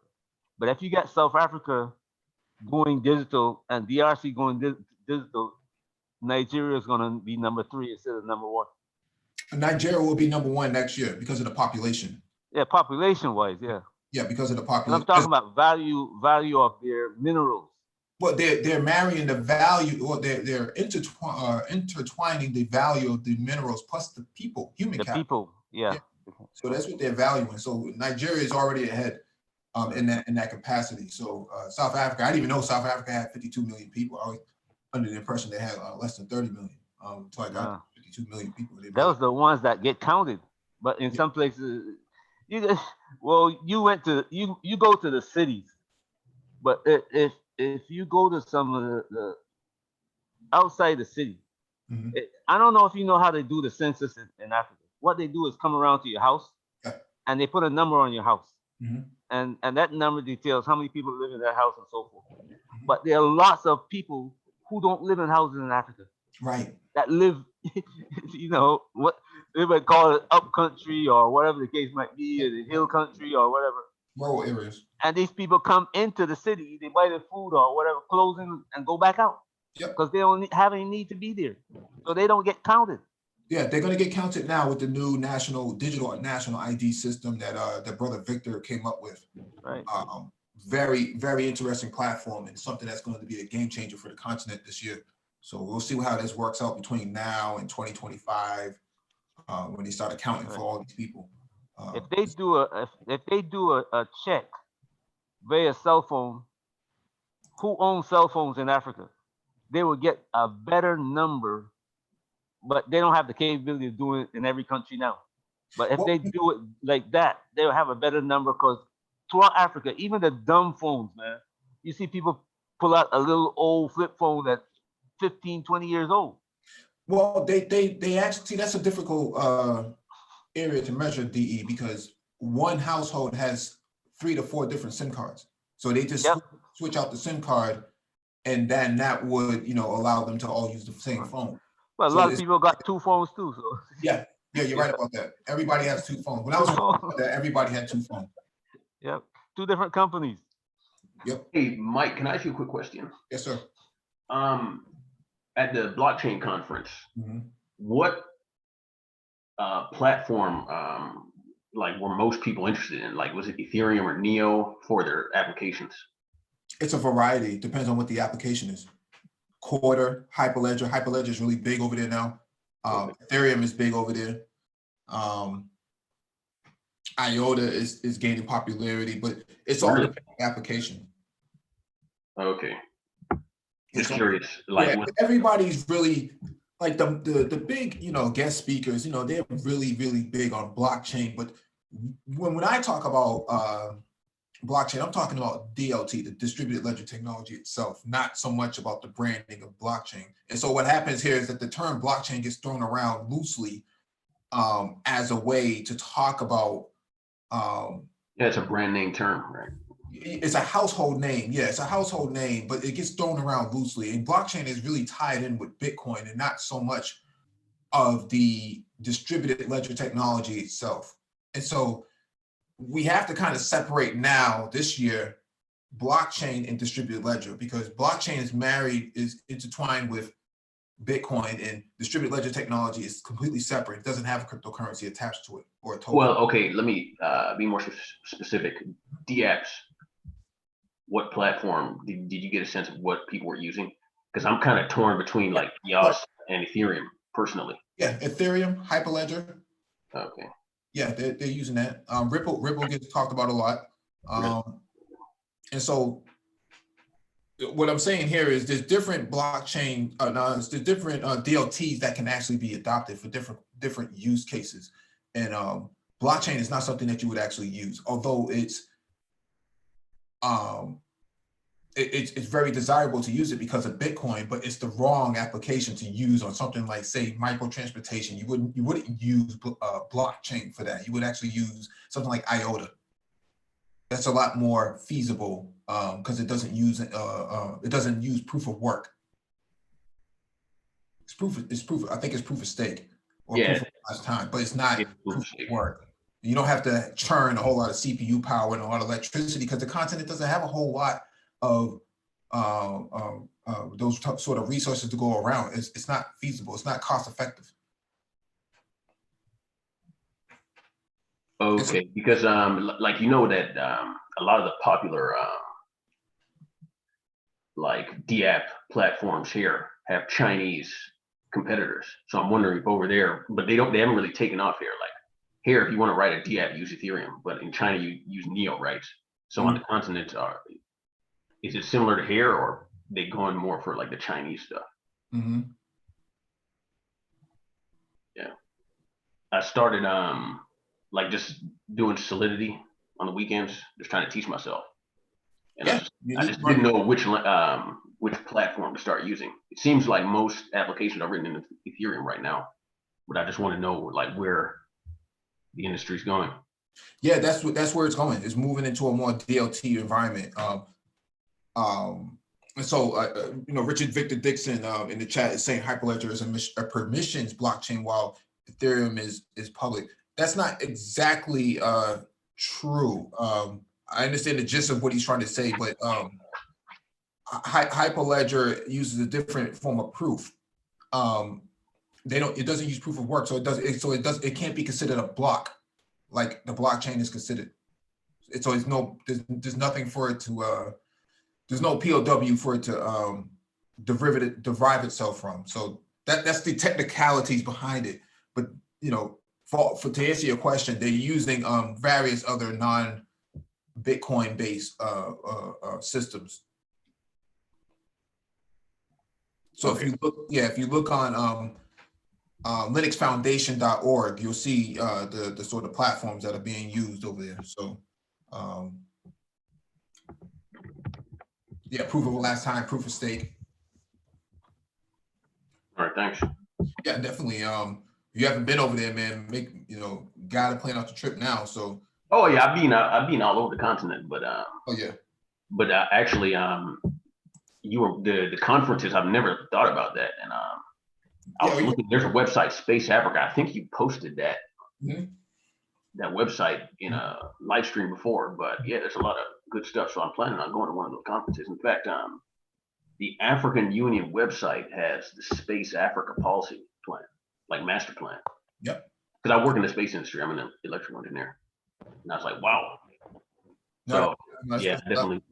Yeah, that's good stuff, man. Because the thing is, I call it techcations. Technical vacations. I was just on regular vacation, so. Yeah. I think a lot of Black people go to Ghana as their first, their first venture. But for me, I want to go where the tech is happening. I want to see what they're doing on the ground. So that's for me. I don't know about anybody else, but I always advise people now, man, if you're gonna go over there, especially if you're a nerd or something like that. There's a lot of people who are like-minded like you over there. Yeah. By the way, if you want to get into Africa socially, go west. If you want to go into the tech field, like Mike said, you got to go east. You got to go to Tanzania, South Africa, Uganda, places like that, because the east is actually leading in that area. So and besides that, well, Nigeria is in the west too, but most of the countries are leading technology in the east. So have you thought about Mauritius? I went to Mauritius. Oh man, we were just talking about that. I was like, so I never went. I just went there for like hang out on the beach and relax. But I was really impressed. They had a Silicon Valley. Yep. I was like, wow, like it's kind of like I was like, man, is this Wakanda? Yeah. Well, Black Panther hasn't come out yet, but. Yeah, we were supposed to go over there. Did you say Wakanda? No, literally, dude. That's how what he's saying is true. We was over there. Oh, I know. I'm No. When I was over in Joburg, the person that I was with, she was invited to go over there to actually have some talks about fourth industrialization over there, and I was supposed to get on a flight and actually go there, man. But they had actually canceled everything, so. There's actually an event for fourth industrialization over there. It's supposed to be really, really dope. Really dope. Yeah, it's a really impressive country, and it hasn't just become like that. It's been like that for years. Yeah. Very smart governance. I have to give it to those people. Yeah, and there's a lot of things that Africans are doing that we can adopt here. And people, I tell people all the time, like they're so far ahead of us. They're so far ahead of us. It's ridiculous. What's the name of that country again? Mauritius. Thank you. Oh, actually, if you go there, so my itinerary, sorry, throws out there. I went to Madagascar. Ethiopian Airlines is a straight flight to Ethiopia, then a one stop to Madagascar, and then from there, Mauritius is like 500 miles off the coast, so you can like throw in a couple countries on your trip. By the way, Madagascar, it was so weird going from Madagascar to Mauritius. Madagascar is so like poor. Yeah. Devastated by hurricanes and whatnot, right? Yeah, and then you touch down in Mauritius and you're like, whoa, like these countries are so close to each other. How are they so different? Yeah. Yeah. Yeah. Anytime you see, to me, when I see, disaster like that, I see opportunity from the tech. I was going to ask, how are you all spelling Mauritius? Is that how you're pronouncing that? Yeah, Mauritius, Mauritious. Okay, thank you. Mm-hmm. Yeah, anytime I see destruction like that, man, I see a lot of opportunities for tech, because it's better to build out when things are down than when things are up. Like right now in the United States, and especially in places like Massachusetts, man, they're replacing all the pipes in the ground that were laid down there in the late 1800s. And so that's a 30-year project. And it causes so much disruption to traffic and, travel and stuff like that. It's just, it's a disaster. But when you come from when you go to an environment that needs that sort of industrialization, it's better to build it out now when nothing is there than to wait until things get all built up. You can lay down the fiber from coast to coast and things of that nature, or wrap the whole entire island or the peninsula around with one big fiber cable. Much easier to do that.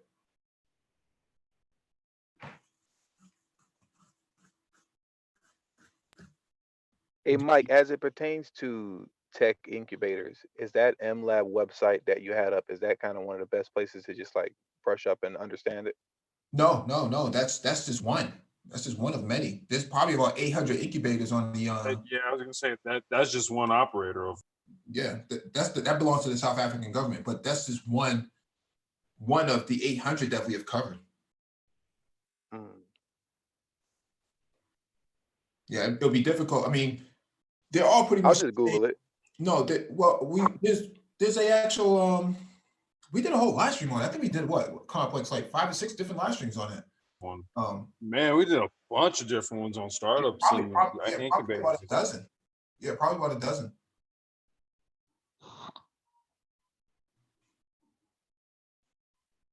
Now, I don't know what it means if you're coming in as a U.S. citizen. I don't know how that really works. I only know that Rwanda is the only place that's open for business from Americans freely, where you can start your business in 6 hours from the time you touch down off the plane. They have a special economic zone and business development committee or agency that's there that allows you to start your business and get involved into the tech sector and stuff like that. I don't know anywhere else that allows you to just walk in and do that. So.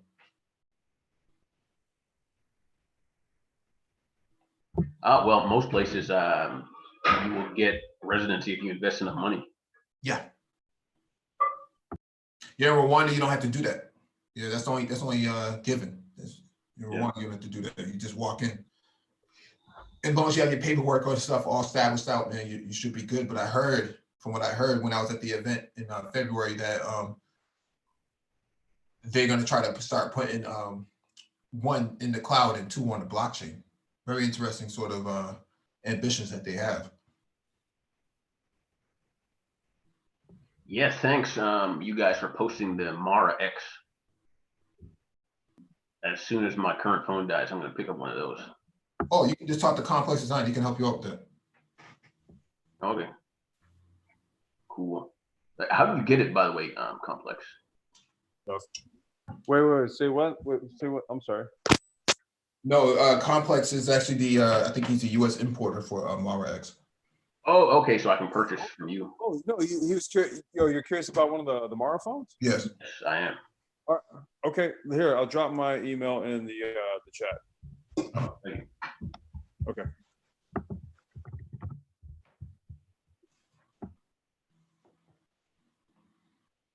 Now, are you still Android 9 or Android 10 now, Complex?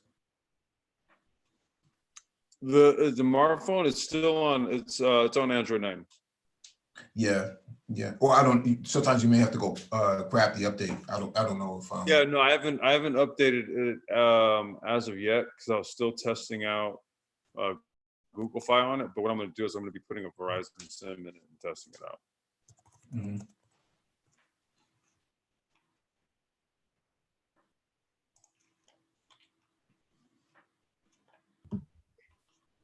Yeah, Rwanda is real cool. I went there in 2014. There in Uganda. I was really impressed as well with the development. Yeah, Uganda's on my list too. I just posted it in the back chat. Oh, thanks. Yeah, Uganda is not as disciplined and as Rwanda, but it's a lot more fun. Yeah, I heard. So I've heard from a fellow YouTuber. Yeah. So just if you guys ever go to Uganda, please go to this place. It's called Lake Bunyoni. It's probably like an hour and a half drive from the Rwandan border. It's like this huge lake. It's the deepest lake in Africa, and there's all these like little islands. And there's a hotel on one of the islands, and you get like a hut, but it's like a luxury hut. Yeah. Real nice. And then, but every hut is on kind of like a plateau, so you don't see anybody else. You get probably like a tenth of an acre for yourself. Interesting. And they have all these like activities. You can go hiking. They have shuttles to the impenetrable forest if you want to go like gorilla trekking. But guess what? It's only $16 a night.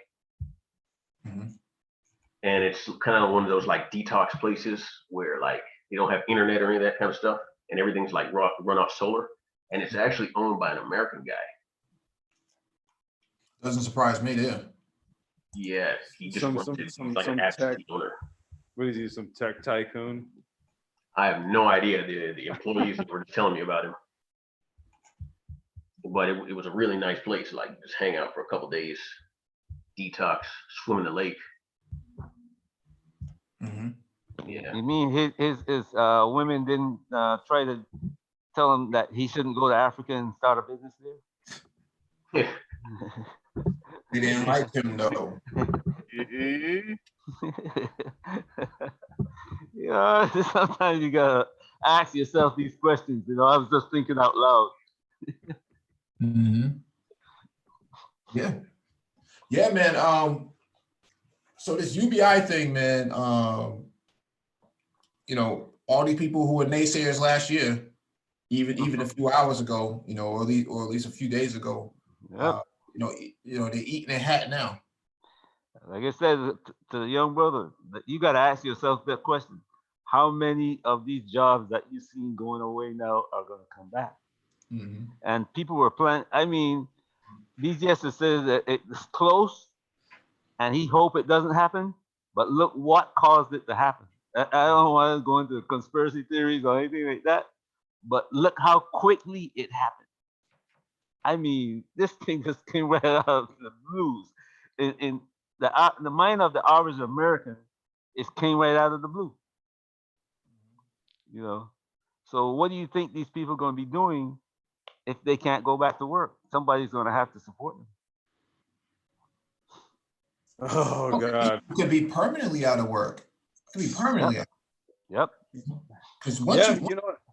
if you didn't skill up, and you were in one of these you know, jobs that could have been replaced by automation or a pandemic, you may not be able to find another job.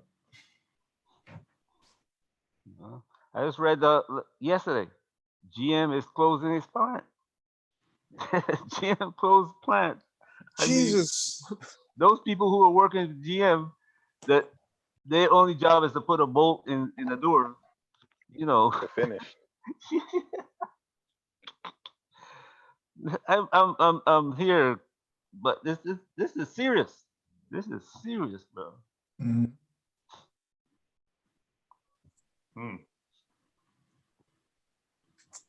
Yep. And those are the people who our beloved president is looking at for his vote. And that news just came down today.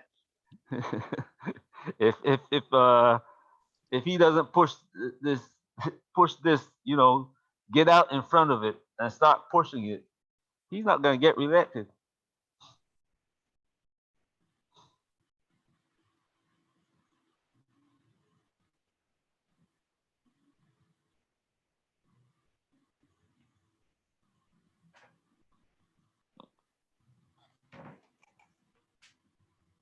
All right, anybody have any last thoughts before we close out?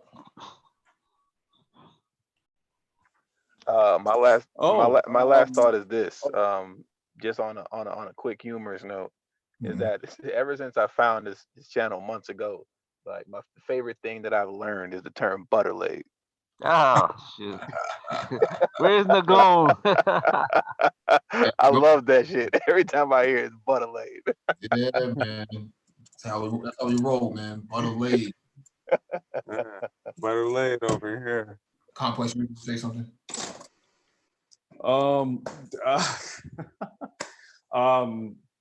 Naysayers, we are open to hear, shout out to the young brother, man, who came up on here to chat with us, man. Big ups to that cat. I think it was a Hammer, was his name? That was Yeah, it was Hammer. Oh, okay. What was his name? I thought that was Anti-Gravity's little brother. What would that be? What would his younger brother be? Inertial Force? No, but shout out to him, man. But no, in all seriousness though, any shock jocks want to offer up any retorts, holler at the Brain Trust. Now you know that's not going to happen, Complex, because I'm being facetious. They're going to sit in the background and wait for something that they believe, and then they're going to come out and say, "See, we told you these guys are charlatans. You know what? It really didn't do as bad as they thought." I got you, nigga. Yeah. That's the way it is. That's the way Black YouTube is. They sit back when somebody comes up with something negative, everybody jumps on it and goes spread the negativity. But when somebody is talking about positive action, don't wait for something to happen before you act. Make sure you're watching the market, make sure you're watching employment, make sure you're watching the government actions, and work on this thing for yourself. Don't let anybody turn your head, you know what I'm saying? Nobody get you pretend that they're in love with you now that you're making the best of your life to pull you back down. That's what you gotta do. All right, shalom, everyone.